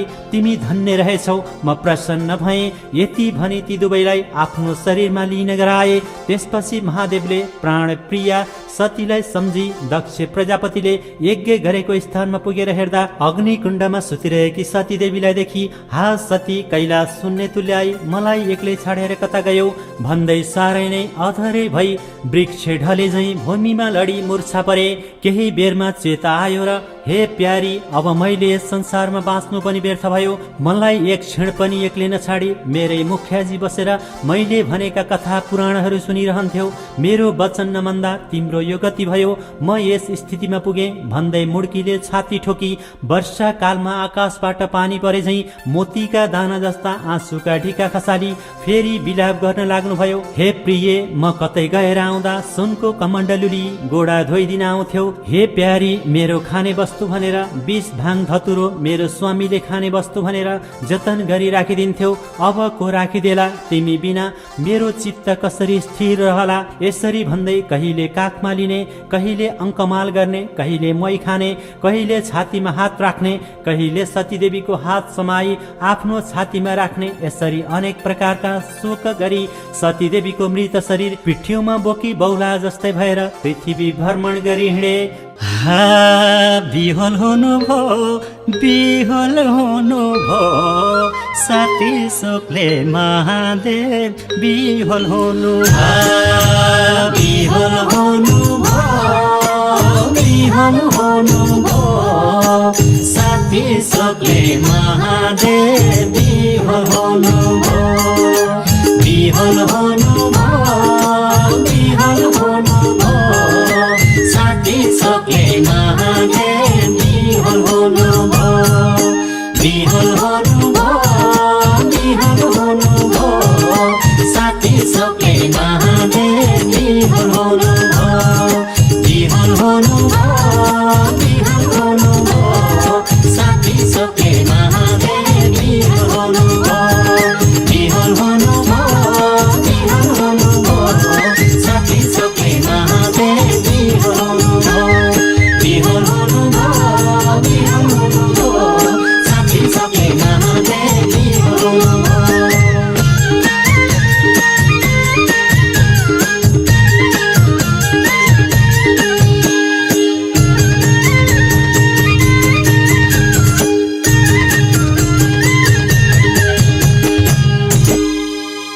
कुमारजी आज्ञा गर्नुहुन्छ हे अगस्त्य मुनि। त्यहाँ पछि इन्द्रादि समस्त देवताहरू महादेवले सतीदेवीलाई त्यसरी पीठमा बोकेर पृथ्वी भ्रमण गरेर हिँडेको देखि वैकुण्ठ गएर विष्णु भगवानसित बिन्ती गरे।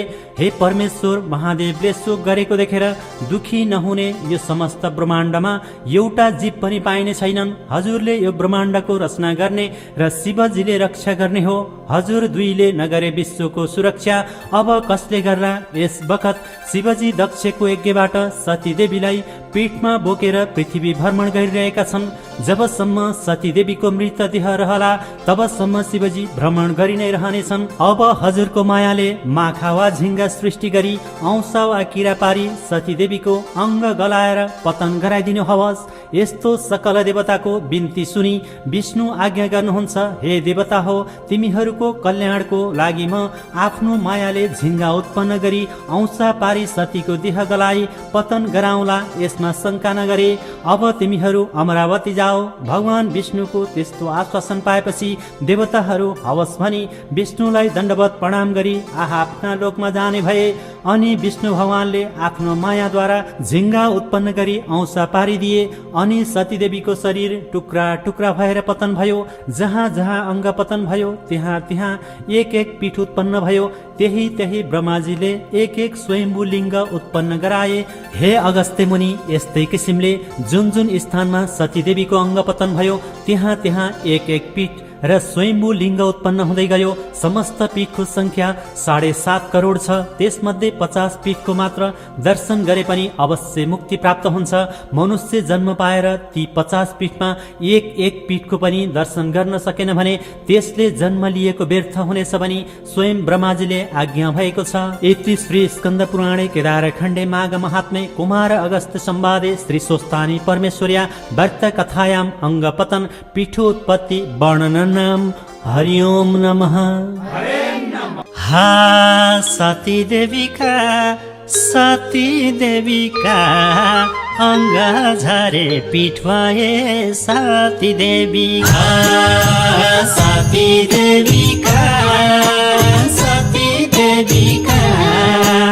अङ्ग झरे पीठ भए सती देवीका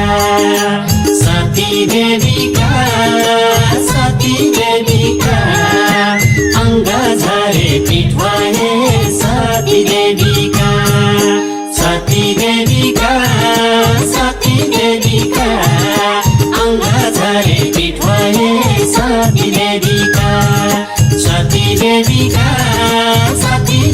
देवीका अङ्ग झरे पीठ भए सती देवीका अङ्ग झरे पीठ भए सती देवीका अङ्ग झरे पीठ भए सती देवीका। कुमारजी आज्ञा गर्नुहुन्छ, हे अगस्त्य मुनि। त्यसपछि महादेव धैर्य धारण गरी उत्तरापन्थ तपस्या गर्न जान्छु भनेर हिँडेको त चित्त दृढ हुन नसकी दक्षिणको बाटो लागि जाँदा जाँदा कर्नाटक नगरको ब्रह्मपुर भन्ने स्थानमा पुग्नुभएछ। त्यहाँ ऋषिहरू गङ्गा स्नान गर्न गएका रहेछन्। ऋषि पत्नीहरूले महादेवलाई त्यतैबाट जान लागेका देखि आपसमा कुरा गर्न लागे। हे ऋषि पत्नी हो, हेर ती जान लागेका महादेव हुन्। सतीदेवी मर्नाले बहुला जस्तै भई त्यस प्रकारले हिँडिरहेका छन्। हाम्रा स्वामीहरू एक भक्त रहनाले र अनेक व्रत उपासना गर्नाले दुर्बल छन्। अत हामीहरूलाई काम भोकमा सन्तुष्ट पार्न सक्दैनन्। यसकारण हामी बरु यिनैका पछि लागेर जाउँ। यति सल्लाह गरी सबै ऋषि पत्नीहरू महादेवका पछि पछि लागेर हिँडे। त्यसरी पत्नीहरू गएको गङ्गामा स्नान गर्न गएका ऋषिहरूले थाहा पाई खोज्दै गए। निकै पर पुगेपछि बाटोमै भेटेर, हे महादेव, तिमीले हाम्रा स्त्रीहरू किन हरण गरेर ल्याएका भने उनीहरूले भनेको सुनि महादेवले तिम्रा पत्नीहरू म किन हरण गरेर ल्याउँथे भनी उत्तर दिनुभयो। अनि ऋषिहरूले यी तिम्रा पछि लागेर आएका को हुन् त भनी सोधे।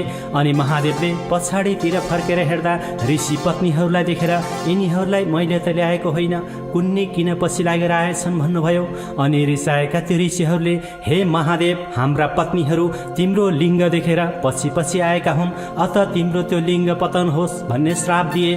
तिनीहरूको श्रापले तत्काल शिवको लिङ्ग पतन भयो र त्यसबाट एउटा ज्योतिर्लिङ्ग प्रकट भएर सम्पूर्ण ब्रह्माण्ड नै ढाक्न लाग्यो। त्यो देखेर देवता, यक्ष, गन्धर्व, किन्नर आदि श्री विष्णु भगवान कहाँ पुगी बिन्ती गरे, हे ईश्वर, महादेवको ज्योतिर्लिङ्ग उत्पन्न भएर समस्त ब्रह्माण्ड ढाक्न लाग्यो। सोही कुरा बिन्ती गर्न आएका हौँ। अब जे गर्नुपर्ने हो तत्काल गर्नु पर्यो।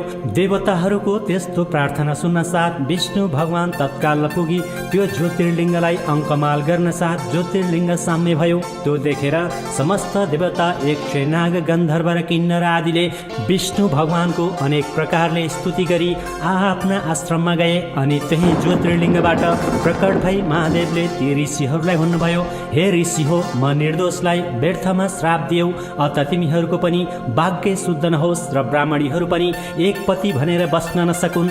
यति भनी उत्तरापन्थ गई काम क्रोध लोभ मोह छाडी सम्पूर्ण इन्द्रिय बाँधी पर ब्रह्ममा आफ्ना तीनै नयनलाई मिलाई बडो कष्टपूर्वक तपस्या गर्न लाग्नुभयो। 31 स्कन्द पुराणे केदारखण्डे माघ महात्मे कुमार अगस्त्य संवादे श्री स्वस्तानी परमेश्वर्या व्रत कथायाम इन्द्रादि देवता मृगस्थली गमनम। हरे ओम नमः। हा मौका छो पितारका सुरले देउता खेदेउ छले, मौका छो पितारका सुरले देउता खेदेउ छले, स्वर्ग मर्ते पाताल छोडी झरे मृगस्थली। बचाउ महादेव, बचाउ महादेव, आपत पर्यो देउतालाई बचाउ महादेव। बचाउ महादेव, बचाउ महादेव, आपत पर्यो देउतालाई बचाउ महादेव। बचाउ महादेव, बचाउ महादेव, आपत पर्यो देउतालाई बचाउ महादेव। बचाउ महादेव, बचाउ महादेव, आपत पर्यो देउतालाई बचाउ महादेव। बचाउ महादेव, बचाउ महादेव, आपत पर्यो देउतालाई बचाउ महादेव। बचाउ महादेव, बचाउ महादेव, आपत पर्यो देउतालाई बचाउ महादेव। बचाउ महादेव, बचाउ महादेव, आपत पर्यो देउतालाई बचाउ महादेव।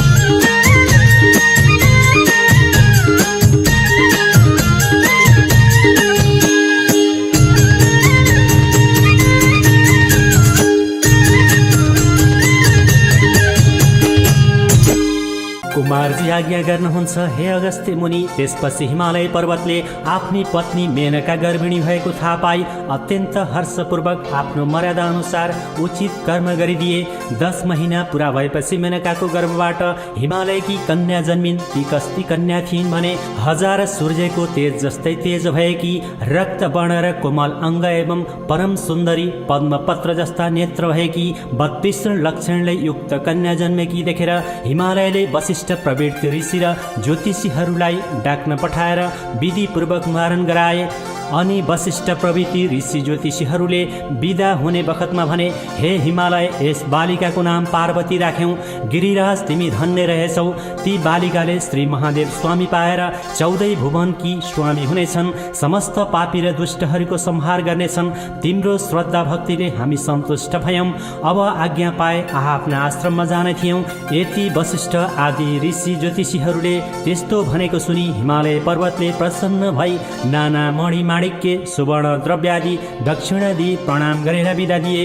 अनि समस्त आगन्तुक र वशिष्ठ प्रवृत्ति ऋषि ज्योतिषी आफ्ना आश्रममा गए। त्यसपछि पार्वती शुक्ल पक्षका चन्द्रमा झैँ दिन दिनै बढेर ठुली भइन्। तिनी खेल्दा पनि शिव पूजा गरेर नै खेल्दथिन्। यस्ता प्रकारले बाल अवस्थादेखि शिवको भक्तिमा चित्त लगाइरहेकी थिइन्। एक दिन नारद मुनिले विष्णु भगवान कहाँ गएर भने, नारायण नारायण नारायण, हे वैकुण्ठनाथ, हिमालयकी कन्या पार्वती सबै तरहले तिम्रो योग्य छिन्। 32 गुणले युक्त भएकी ती कन्यासँग तिमी विवाह गर। हे मुने, के हिमालयले ती कन्या मलाई देलान् र? नारायण नारायण नारायण, त्यसको चिन्ता लिनु पर्दैन वैकुण्ठनाथ, त्यसको म अहिले पक्का निधो लिएर आउँछु। ठिक छ मुने। नारायण नारायण नारायण। हे गिरिराज, म तिमीसित केही भन्न आएको हुँ। के कुरा मुने? नारायण नारायण नारायण, तिम्री कन्या पार्वती वैकुण्ठनाथ विष्णुलाई देऊ। हे मुने, यो अत्यन्त उत्तम कुरा सुनायो। तिम्रो आज्ञाले मेरी छोरी पार्वती वैकुण्ठनाथ विष्णुलाई दिए। यति हिमालय पर्वतले भनेपछि नारद मुनि वैकुण्ठ गएर हिमालयसित भएको सबै कुरा सुनाए। अनि हिमालय पर्वतले आफ्नी कन्या तिमीलाई दिन्छु भने यति नारद मुनिको कुरा सुनेर विष्णु प्रसन्न भएर हे नारद तिमी धन्य रहेछौ, अब आफ्नो आश्रममा जाऊ भनेर बिदा दिएपछि नारद मुनि आफ्नो आश्रममा गए। त्यसपछि हिमालय पर्वतले पार्वती कन्यादान दिन भनी सामग्री तयार पारी नारद मुनिलाई डाकेर विष्णु कहाँ पठाई राम्रो लग्न ठहराई। आफ्ना गुरु बृहस्पति आदि सम्पूर्ण देवता 100 गन्धर्व किन्नर दैत्य र नाग सबैलाई निमन्त्रणा पठाए। अनि विष्णु भगवान पार्वती कन्यादान दिन हिमालय कहाँ पुगे। उता मेनकाले हिरा मोती मणिमाणिक्य नाना रत्नहरूले झकाझक पारेर वस्त्रालङ्कार पहिराई सिंगारी रहेकी थिइन्। त्यो देखेर जया विजया अजिता पराजिता आदि सखीहरूले पार्वतीलाई भने हे सखी आज तिम्रो विवाह हुन्छ, विष्णुलाई कन्यादान दिन्छन्। यति सखीहरूले भनेको सुनि पार्वतीको मनमा शङ्का उत्पन्न भयो। मैले बाल अवस्थादेखि नै श्री महादेव स्वामी पाऊँ भनेर धाइरहेकी छु, अझ पनि महादेवलाई नदिएर अरू कसैलाई दिए भने म आत्महत्या गरेर मर्नेछु। तिनको कुरा सुनेर सखीहरूले भने हे पार्वती त्यसो हो भने तिमी यहाँ नबस, हामी कसैले पनि नदेख्ने स्थानमा लुकाएर आउँछौँ, लौ हिँड। यति सखीहरूले भनेको सुनि हे सखी हो जसो गर्ने हो गर, म केही जान्दिनँ भनिन्। त्यसपछि सखीहरूले नदी तटको वनमा लगेर पार्वतीलाई कसैले नदेख्ने एकान्त ठाउँमा लुकाएर आए। त्यसपछि हिमालय पर्वतले आफ्ना गुरु बृहस्पतिलाई यज्ञमा बसाली सारा विधि गरिसके कन्यादान दिन पार्वतीलाई लिन पठाए। तर घरमा देखेनन् र यताउता सबै खोज्न लगाए, कहीँ पनि पाउन सकेनन्। र हिमालय पर्वतले अत्यन्त व्याकुल भई गुरु बृहस्पति कहाँ गएर पार्वती कहीँ पनि छैनन्, अब के कसो गरौँ भने यति हिमालय पर्वतले भनेको सुनि गुरु बृहस्पतिले यस लग्नमा भएन भने विष्णुलाई बिन्ती गरे। अनि आएका जति सबै फर्केर आफ्ना आश्रममा जाँदा भए। उता सखीहरूले पार्वतीलाई वनमा लुकाएर आएपछि पार्वतीले नदी तटमा बसेर बालुवा ल्याई त्यसको पार्थिव शिवलिङ्ग बनाएर श्री महादेवको आराधना गर्न लागिन्। उसै बेला 2 दैत्य प्रघोष र दमघोष आएर पार्वतीको सौन्दर्यमा लोभिएर अनेक प्रकारका नराम्रा चेष्टा देखाउन लागे। तिनको चेष्टा देखेर पार्वतीलाई रिस उठ्यो र उनले हेर्न साथ दुवै भस्म भए।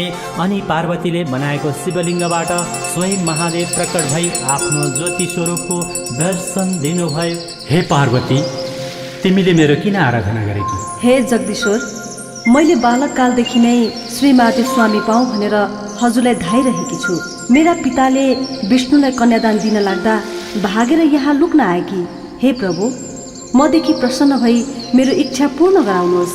हे पार्वती तिम्रा मातापिताले कन्यादान नदिई मैले तिमीलाई मेरी भन्न मिलेन। फेरि विष्णु आएर तिमीलाई जस्तो उपदेश देलान् उसै माफी गरे तिम्रो इच्छा पूर्ण हुनेछ। महादेवको यस्तो शिक्षा सुनेर पार्वतीले जो आज्ञा भनी साष्टाङ्ग प्रणाम गरिन्। अनि महादेव अन्तर्ध्यान हुनुभयो। त्यसपछि सखीहरू आए र पार्वती घर गइन्। छोरी आएको देखेर रिसाएका हिमालयले भने हे पुत्री तिमी कहाँ गएकी थियौ? पार्वतीले बिन्ती गरिन् हे पिता, म बालककालदेखि नै श्री महादेव स्वामी पाऊँ भनी उनैलाई धाइरहेकी छु र उनकै ध्यान भक्ति पनि मेरो हृदयले सदैव गरिरहेको छ। हजुरले श्री विष्णुलाई दिन लाग्दा लुक्न गएकी आफ्नी पुत्री पार्वतीले यति भनेको सुनि उनको न्वारनका दिन वशिष्ठ प्रभृति ऋषि र ज्योतिषीहरूले पार्वतीको विषयमा भविष्यवाणी गरेको सम्झी चुप लागे। त्यसपछि पार्वतीले विष्णु कहिले आउलान् र श्री महादेव स्वामी पाउला भनी अनेक तीर्थ व्रत दान धर्म जप तप नियम पालन गर्न लागिन्। फेरि निकै दिन बालुवाको शिवलिङ्ग बनाई पार्थिव पूजा पनि गरिन्। तिनको अडिक श्रद्धा एवं भक्तिभाव देखेर विष्णु भगवान गरुडमा चढी शङ्ख चक्र गदा पद्म धारण गरी पार्वतीको सामुन्ने आएर आज्ञा गर्नुभयो। हे पार्वती तिमीले अनेक तीर्थ व्रत दान धर्म पूजा पाठ यज्ञ आदि गरेको देख्दा म अत्यन्त प्रसन्न भएँ। तिम्रो मनमा जे इच्छा छ सो वरदान माग, म दिन तयार छु। विष्णु भगवानले त्यस्तो आज्ञा भएको सुनि पार्वती बिन्ती गर्दछिन् हे ईश्वर, हे परब्रह्मा परमात्मा, मलाई केही वरदान चाहिएको छैन, केवल महादेव स्वामी प्राप्त हुने वरदान दिइबक्सियोस्। पार्वतीको यस्तो प्रार्थना सुनि विष्णु भगवान आज्ञा गर्नुहुन्छ, हे पार्वती, तिमीले परिश्रमका साथ गरेका यी तीर्थ व्रत, दान धर्म व्रत, उपासना भन्दा पनि एउटा अति उत्तम र गोप्य कुरा भन्दछु। तिमी एक चित्त भएर ध्यानपूर्वक सुन। श्री स्वस्थानी परमेश्वरीको व्रत गर। त्यस व्रतको प्रभावले जगदीश्वर श्री महादेव स्वामी पाउनेछौ, यसमा शङ्का छैन। श्री विष्णुले यति आज्ञा भएको सुनि पार्वतीले फेरि बिन्ती गरिन्, हे ईश्वर, त्यस व्रतको विधान के हो र त्यसमा के गर्नुपर्दछ, यो सबै विस्तारपूर्वक आज्ञा गर्नुहोस्। पार्वतीको प्रार्थना सुनि विष्णु भगवान आज्ञा गर्नुहुन्छ, हे पार्वती, पौष शुक्ल पूर्णिमाको दिनदेखि व्रत आरम्भ गर्नुपर्दछ। एक दिन पहिले नै हात खुट्टाका नङ काटी स्नान गरेर पवित्र भई एक भक्त रही एक चित्त गरी नित्य मध्याह्न कालमा श्री महादेवको पूजा गर्नु र एक महिनासम्म अर्थात् माघ शुक्ल पूर्णिमाको दिन 7800 रोटी, 7800 अक्षता, 7800 बेली पुष्प, 7800 कुड्का सुपारी, 7800 पान र जात जातका फलफुल, नैवेद्य आदि सबै वस्तु तयार पारी आरसी तामाको थालीमा ओमकार लेखी गङ्गाजलको स्नान गराउनु र श्रीखण्ड चन्दन लगाई पीताम्बर वस्त्र पहिराई धूप दीप नैवेद्य कस्तुरी भेटी दक्षिणा चढाई षोडशोपचार वा पञ्चोपचारले पूजन गरिसकी स्तोत्र पाठ जप ध्यान गरिसकी अर्घ्य दिनु। अनि हे पार्वती, स्वस्थानी परमेश्वरी भनेकी कति छन् भने अष्टदल पद्ममा अष्टमातृका, त्यसमाथि खड्ग त्रिशूल र वरनिलो पल हातमा धारण गरेकी, 4 बाहु र 3 नेत्र भएकी, अनेक प्रकारका अलङ्कार पहिरेकी, अनेक आयुध लिएकी, पीत वर्ण भन्दा पनि अत्यन्त शोभायमान भएकी यस्तै श्री स्वस्थानी परमेश्वरीको ध्यान गरेर हे जगदीश्वरी भनी मनमा नै उनीसित इच्छा भएको वर माग्नु। अनि प्रसाद झिकेर 7800 मा 8 रोटी, 8 अक्षता, 8 बेली पुष्प, 8 पान, 8 कुड्का सुपारी सगुन समेत आफ्नो पतिलाई दिनु। पति नभए छोरोलाई दिनु, छोरो नभए मित छोरोलाई दिनु र मित छोरो पनि नभए जुन कामना वा इच्छाले व्रत गरेको छ त्यो मेरो फलानु काममा पूर्ण होस् भनेर गङ्गामा बगाइदिनु। 100 रोटी आफूले फलहार गर्नु, रातमा जागराम बसेर स्वस्थानीकै महिमा गान भजन कीर्तन गर्नु, सुन्नु सुनाउनु। यति गरेपछि अवश्य इच्छा पूर्ण हुनेछ, यसमा शङ्का छैन। हे पार्वती, स्वस्थानी परमेश्वरीको प्रसाद लिने बेलामा श्री महादेव तिम्रो सामु आफै प्रकट हुनुहुनेछ। तिम्रो श्रद्धा भक्ति देखेर म प्रसन्न भएँ। यति भनिसकेर तिमीले महादेव स्वामी पाए भनी विष्णु भगवानले वरदान दिनुभयो। हे अगस्त्य मुनि, नारायण विष्णुले यति आज्ञा भएपछि पार्वतीले मनमा सन्तोष र आनन्द मान्दै श्रद्धा सहित विष्णुको पनि पूजा र प्रणाम गरिन्। तिनले पूजा गरिसकेपछि विष्णु भगवान विदा भएर गरुडमा चढी त्यहाँबाट अन्तर्धान भई वैकुण्ठ धाममा जाँदा भए। इति श्री स्कन्द पुराणे केदारखण्डे माघ महात्म्ये कुमार अगस्त्य संवादे श्री स्वस्थानी परमेश्वर्या व्रत कथायां श्री विष्णु स्वस्थानी व्रतोपदेश वर्णनां। हरि ओम नमः।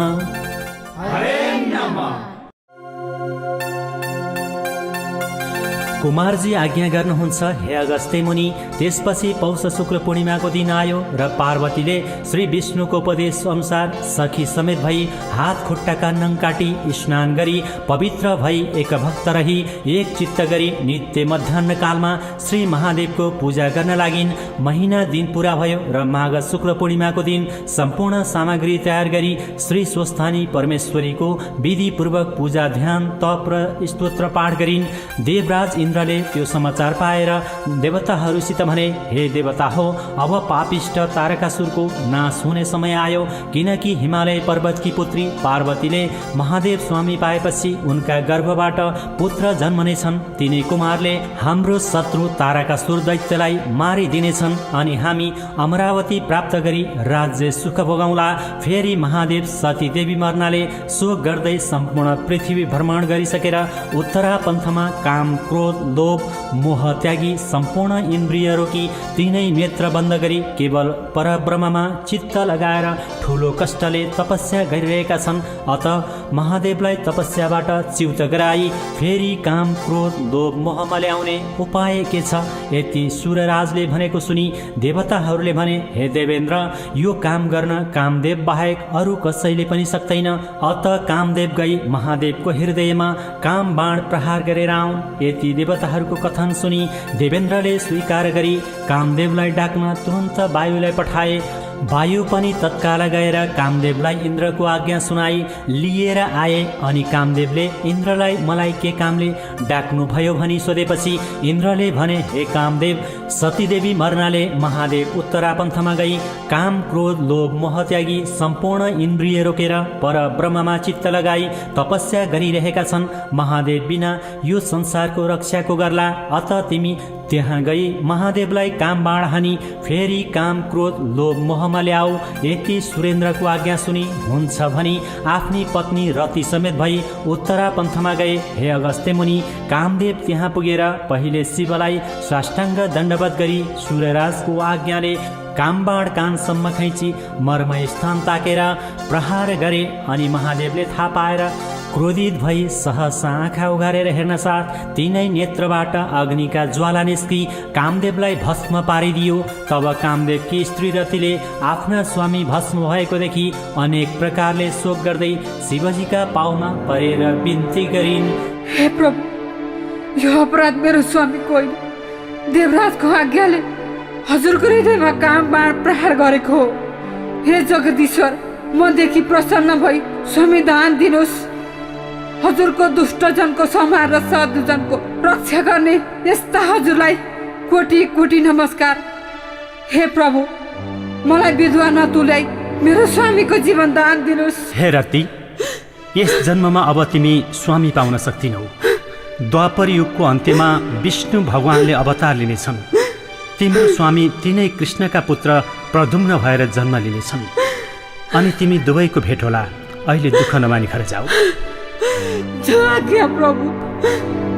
त्यसपछि महादेवले सतीदेवीलाई सम्झी कहाँ जन्म लिन गइन् भनी ध्यान दृष्टिले विचार गर्दा हिमालय पर्वतकी पुत्री पार्वती भएर जन्मी श्री महादेव स्वामी पाऊँ भनी नाना तीर्थ व्रत जप तप आदि गरेको र विष्णुको उपदेशले श्री स्वस्थानी परमेश्वरीको व्रत गर्न लागेको थाहा पाएर अब तिनको चरित्र हेर्दछु भनी देवेन्द्रको रूप धारण गरी हातमा वज्र लिई ऐरावत हात्तीमा चढेर पार्वतीले व्रत गरेको स्थानमा पुग्नुभयो। महादेव कस्तो समयमा त्यहाँ पुग्नुभयो भने अनेक प्रार्थना गरेर प्रसाद झिक्न लागेको बेलामा इन्द्र स्वरूप महादेव पुग्नुभयो।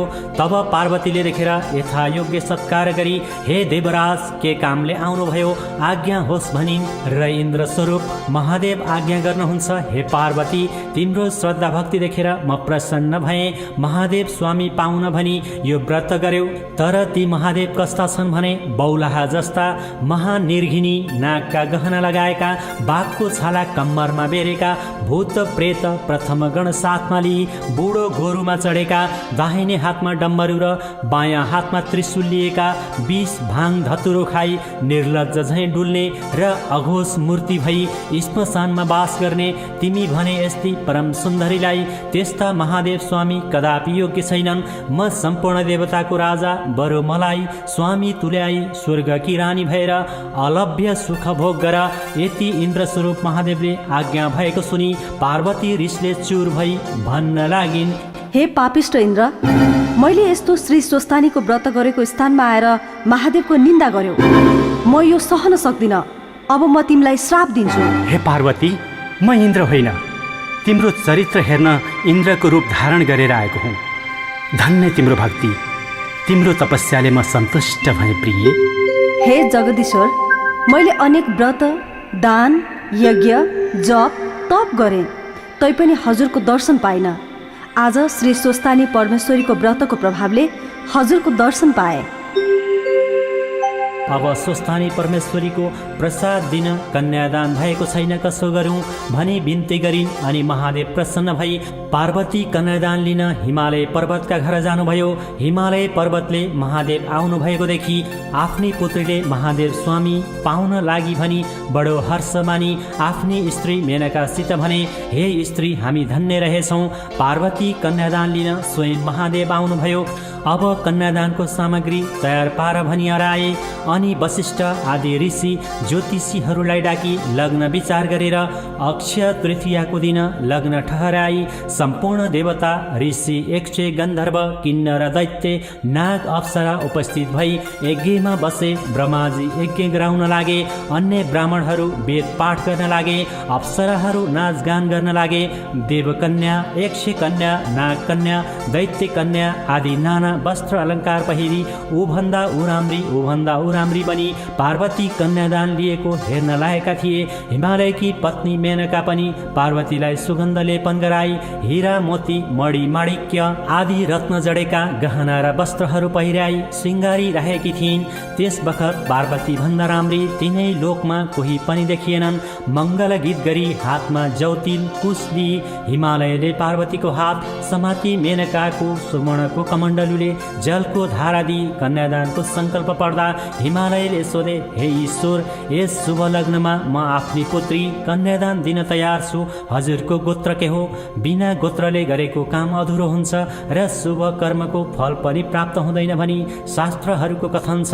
हिमालयको त्यस्तो वचन सुनि महादेव केही पनि उत्तर दिन नसकी लाज मानी अधोमुख गरिरहनु भयो। हिमालयले पनि पार्वतीको हात समाती महादेवको मुखमा हेरिरहे। विष्णु प्रभृति समस्त देवता 100 किन्नर गन्धर्व दैत्य नाग आदि कसैले पनि यो त्यसै हो भन्न सकेनन्। त्यसै मौकामा नारद मुनि सती देवीका हाडको यन्त्र बनाई शिव गीत गाउँदै हिमालय कहाँ आइपुगे र सबै कुरा सुनेपछि भने, हे गिरिराज, जो सम्पूर्ण ब्रह्माण्डको सृष्टि स्थिति संहार गर्दछन्, जो अहिले एउटै छन् तापनि आफ्नो मायाले ब्रह्मा विष्णु महेश 3 रूपमा बन्दछन्। आदि पुरुष यिनै हुन्।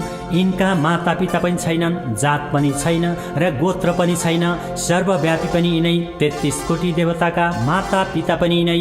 फेरि 14 भुवनमा भएका समस्त जीवात्माका हृदयमा बसेर पाप पुण्यको साक्षी भइरहेका पनि यिनै। निरञ्जन निराकार पनि यिनै। यस्ता ईश्वरको महिमा वर्णन गर्न हजार जिब्रा भएका शेषनाग र सरस्वतीले पनि नसकेको म कसरी गर्न सकुला? अत शङ्का नमानी जगदीश्वर महादेवलाई पार्वती कन्यादान देऊ। नारद मुनिले यति भनेको सुनि सम्पूर्ण देवता 100 गन्धर्व किन्नर नाग आदिले नारद मुनिले सत्य भने भन्दै समर्थन गरे। अनि हिमालयले महादेवलाई पार्वती कन्यादान दिए। पार्वतीले महादेवको गलामा फूलको माला पहिराइन् र 3 पल्ट प्रदक्षिणा गरी पाउमा ढोगिदिइन्। हिमालयले पनि आएका जति सबै देवता 100 गन्धर्व किन्नर दैत्य नाग आदिलाई भोजन गराई यथायोग्य दक्षिणा दिए। त्यसपछि सबैले हिमालयसित भने, हे हिमालय, तिमी धन्य रहेछौ। तिमी झैँ भाग्यमानी 7 द्वीप नवखण्डमा पनि हुन दुर्लभ छ। तिमीले संसारमा जन्म लिएको सफल भयो, किनभने जुन जगदीश्वर महादेवलाई कठोर तपस्याले पनि दर्शन गर्न पाउनन् उनैलाई ज्वाइँ रूपमा पायौ। हामी कृतार्थ भयौँ।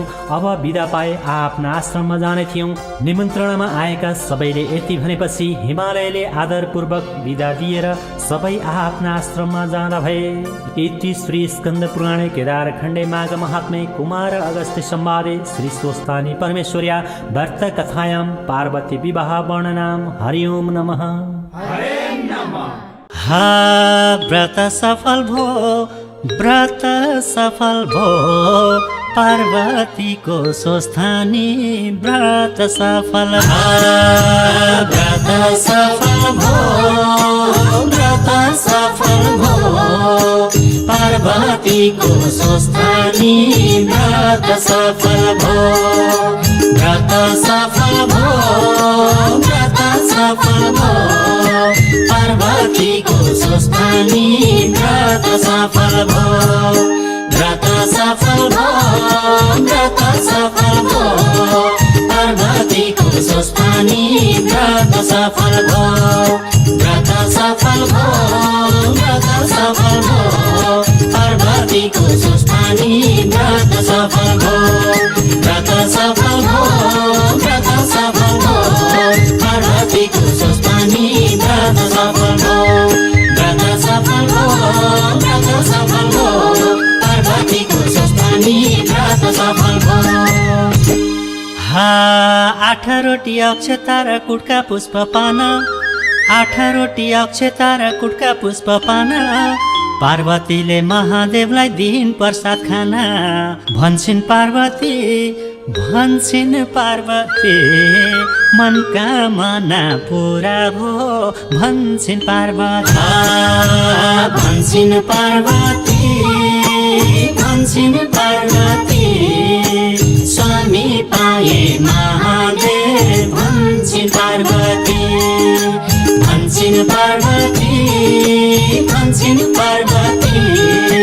मनका मना पुरा भो भन्छन् पार्वती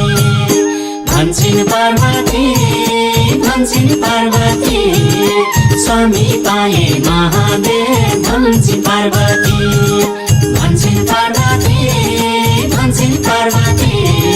मनका मना पुरा भो भन्छन् पार्वती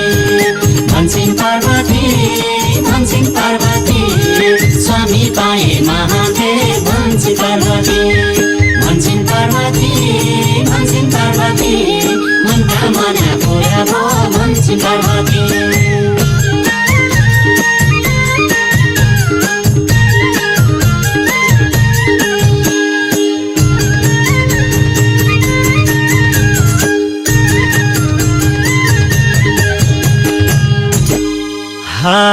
जसका स्त्री सन्तान छैनन् दरिद्र र पापी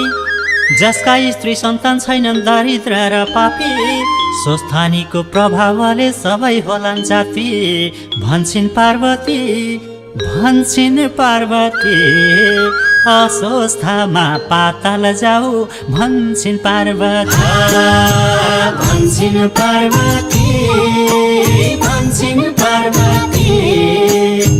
सुनाउन पाताल जाऊ भन्छन् पार्वती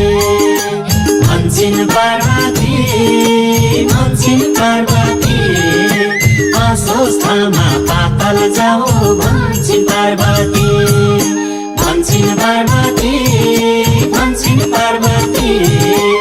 सुनाउन पाताल जाऊ भन्छन् पार्वती अस्वस्थमा पाताल जाऊ भन्छन् पार्वती सुनाउन पाताल जाऊ भन्छन् पार्वती अस्वस्थमा पाताल जाऊ भन्छन् पार्वती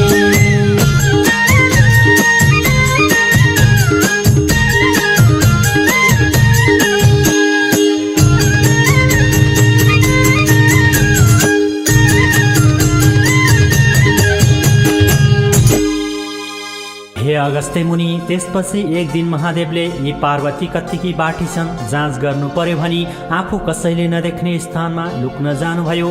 महादेवलाई नदेखि पार्वती यताउति खोज्दै गइन् तर कहीँ पाउन सकिनन् अनि चित्त आकुल गरी कता जानुभयो होला भन्दै अनेक स्थानमा खोज्दा लुकिरहेका महादेवलाई भेट्टाएर भनिन्, हे स्वामी, हजुर किन मलाई छली लुक्न जानुभयो? म राम्री भइन कि हजुरको मन परिन कि मलाई किन छोडेर अन्त जानुभयो? पार्वतीले त्यसरी भनेको सुनि महादेव केही पनि नबोली मनमा नै भन्न लाग्नुभयो, यी पार्वतीले मलाई यसै छाड्ने भइनन्, अब रूप फेरेर अर्कै रूप धारण गरी वन विहार गर्न जान्छु भन्ने निश्चय गरी अन्तर्धान हुनु भएर श्वेतमान्तक वनमा किराँतीको रूप धारण गरी शिकार खेल्दै हिँड्न लागे। पार्वतीले फेरि महादेवलाई देखिनन् र मनमा नै दुःख मानी यसरी महादेवले मलाई किन छल्नुभयो भन्ने शङ्का गरी ध्यान दृष्टिले विचार गर्दा महादेव किराँतीको रूप धारण गरेर श्लेषमान्तक वनमा शिकार खेल्दै हिँडेको थाहा पाइन् र महादेवलाई झुक्क्याउनको लागि अत्यन्त राम्री किराँतिनीको रूप धारण गरी अनेक हावभाव कटाक्षले युक्त भएर श्लेषमान्तक वनमा पुगी एउटा ठुलो वृक्षको छायामा बसिरहिन्। केही बेरपछि महादेव पनि डुल्दै त्यही आउनुभयो र किराँतिनी रूप पार्वतीलाई त्यहाँ बसिरहेकी देखेर तिनको रूपमा मोहित भई सोध्नुभयो, हे सुन्दरी, तिमी को हौ? देव कन्या हौ कि यक्षी कन्या हौ? नाग कन्या हौ कि स्वर्ग कि अप्सरा हौ? मैले देख्दा त तिमी जस्ती सुन्दरी यस संसारमा हुन दुर्लभ छ। एक्लै यस्तो वनमा आएर किन बसिरहेकी? तिमीलाई डर पनि लाग्दैन कि यो भयङ्कर वनमा जङ्गली जन्तु बाघ हात्ती आदिको पनि कति भय नमानी निर्धक्कसित किन बसिरहेकी छौ? यति किराँती रूप महादेवले आज्ञा भएको सुनि पार्वतीले महादेव यिनै हुन् भन्ने चिनेर मनमा नै दण्डवत प्रणाम गरिन्। त्यस बेला महादेव कस्तो रूपमा आउनुभएको थियो भने बायाँ हातमा धनुष र दाहिने हातमा त्रिशूल लिएका, कानमा सर राख्ने, ठोक्रो भिरेका, नाकका गहना लगाएका, देख्दैमा डरलाग्दो मूर्ति भएका यस्ता किराँत रूप महादेवसित पार्वती भन्दछिन्, हे किराँत, म यहाँ बसेको धेरै दिन भयो। किराँतिनी हुनाले वन जन्तु डर पनि लाग्दैन। म यहाँ तपस्या गरेर बसिरहेकी छु। यस्तै प्रकार दुवै दम्पतिको परस्पर कुरा गर्दा गर्दै सास पर्यो र किराँत रूप महादेवले भन्नुभयो, हे सुन्दरी, तिमी पनि एक्लै रहेछौ, म पनि एक्लै छु। आज हामी दुवै यही बासा बसौँ। महादेवको यस्तो वचन सुनि पार्वती भन्दछिन्, हे किराँत, तिमी लोग्ने मानिस, म स्वास्नी मानिस, यस्तो जङ्गलका बीचमा एक्लै अरू कोही नभएको स्थानमा कसरी एकै ठाउँमा बास बसौँ? फेरि पुरुष जातिको मनमा धर्म हुँदैन। राम्री स्त्री देखेपछि माता पिता घरद्वार सबै बिर्सन्छन्, तसर्थ एकै ठाउँमा बास नबसौँ। यो कुरा नगर। यति किराँत रूप पार्वतीले भनेको सुनि किराँत रूप महादेवले, हे सुन्दरी, यस कुरामा तिमी शङ्का नगर भन्नुभयो र दुवै स्त्री पुरुष त्यही वृक्ष मुनि बास बसे। यही क्रमले बस्दा बस्दै निकै दिन बित्यो र एक दिन पार्वतीले विचार गरिन्, यी भोलानाथ सधैँ यसरी नै बसेर पनि निर्वाह गर्न सक्दछन्, अब केही युक्ति गर्नु पर्यो भन्ने निश्चय गरी महादेवलाई छलेर आकाशवाणी भए झैँ गरेर भन्न लागिन्, हे जगदीश्वर, हजुरले याद नराख्दा हामी ब्रह्मा विष्णु इन्द्रादि सबैले साह्रै कष्ट पायौँ। यसै गरी बस्नुभयो भने हाम्रो कल्याण कसरी होला?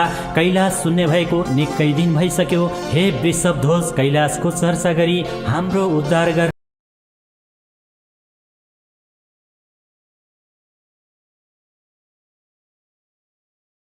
यताउता हेर्दा केही पत्ता पाउन नसकी देवताहरूले भने होलान् भनी चुप लागेर किराँतिनी रूप लाग्नुभयो।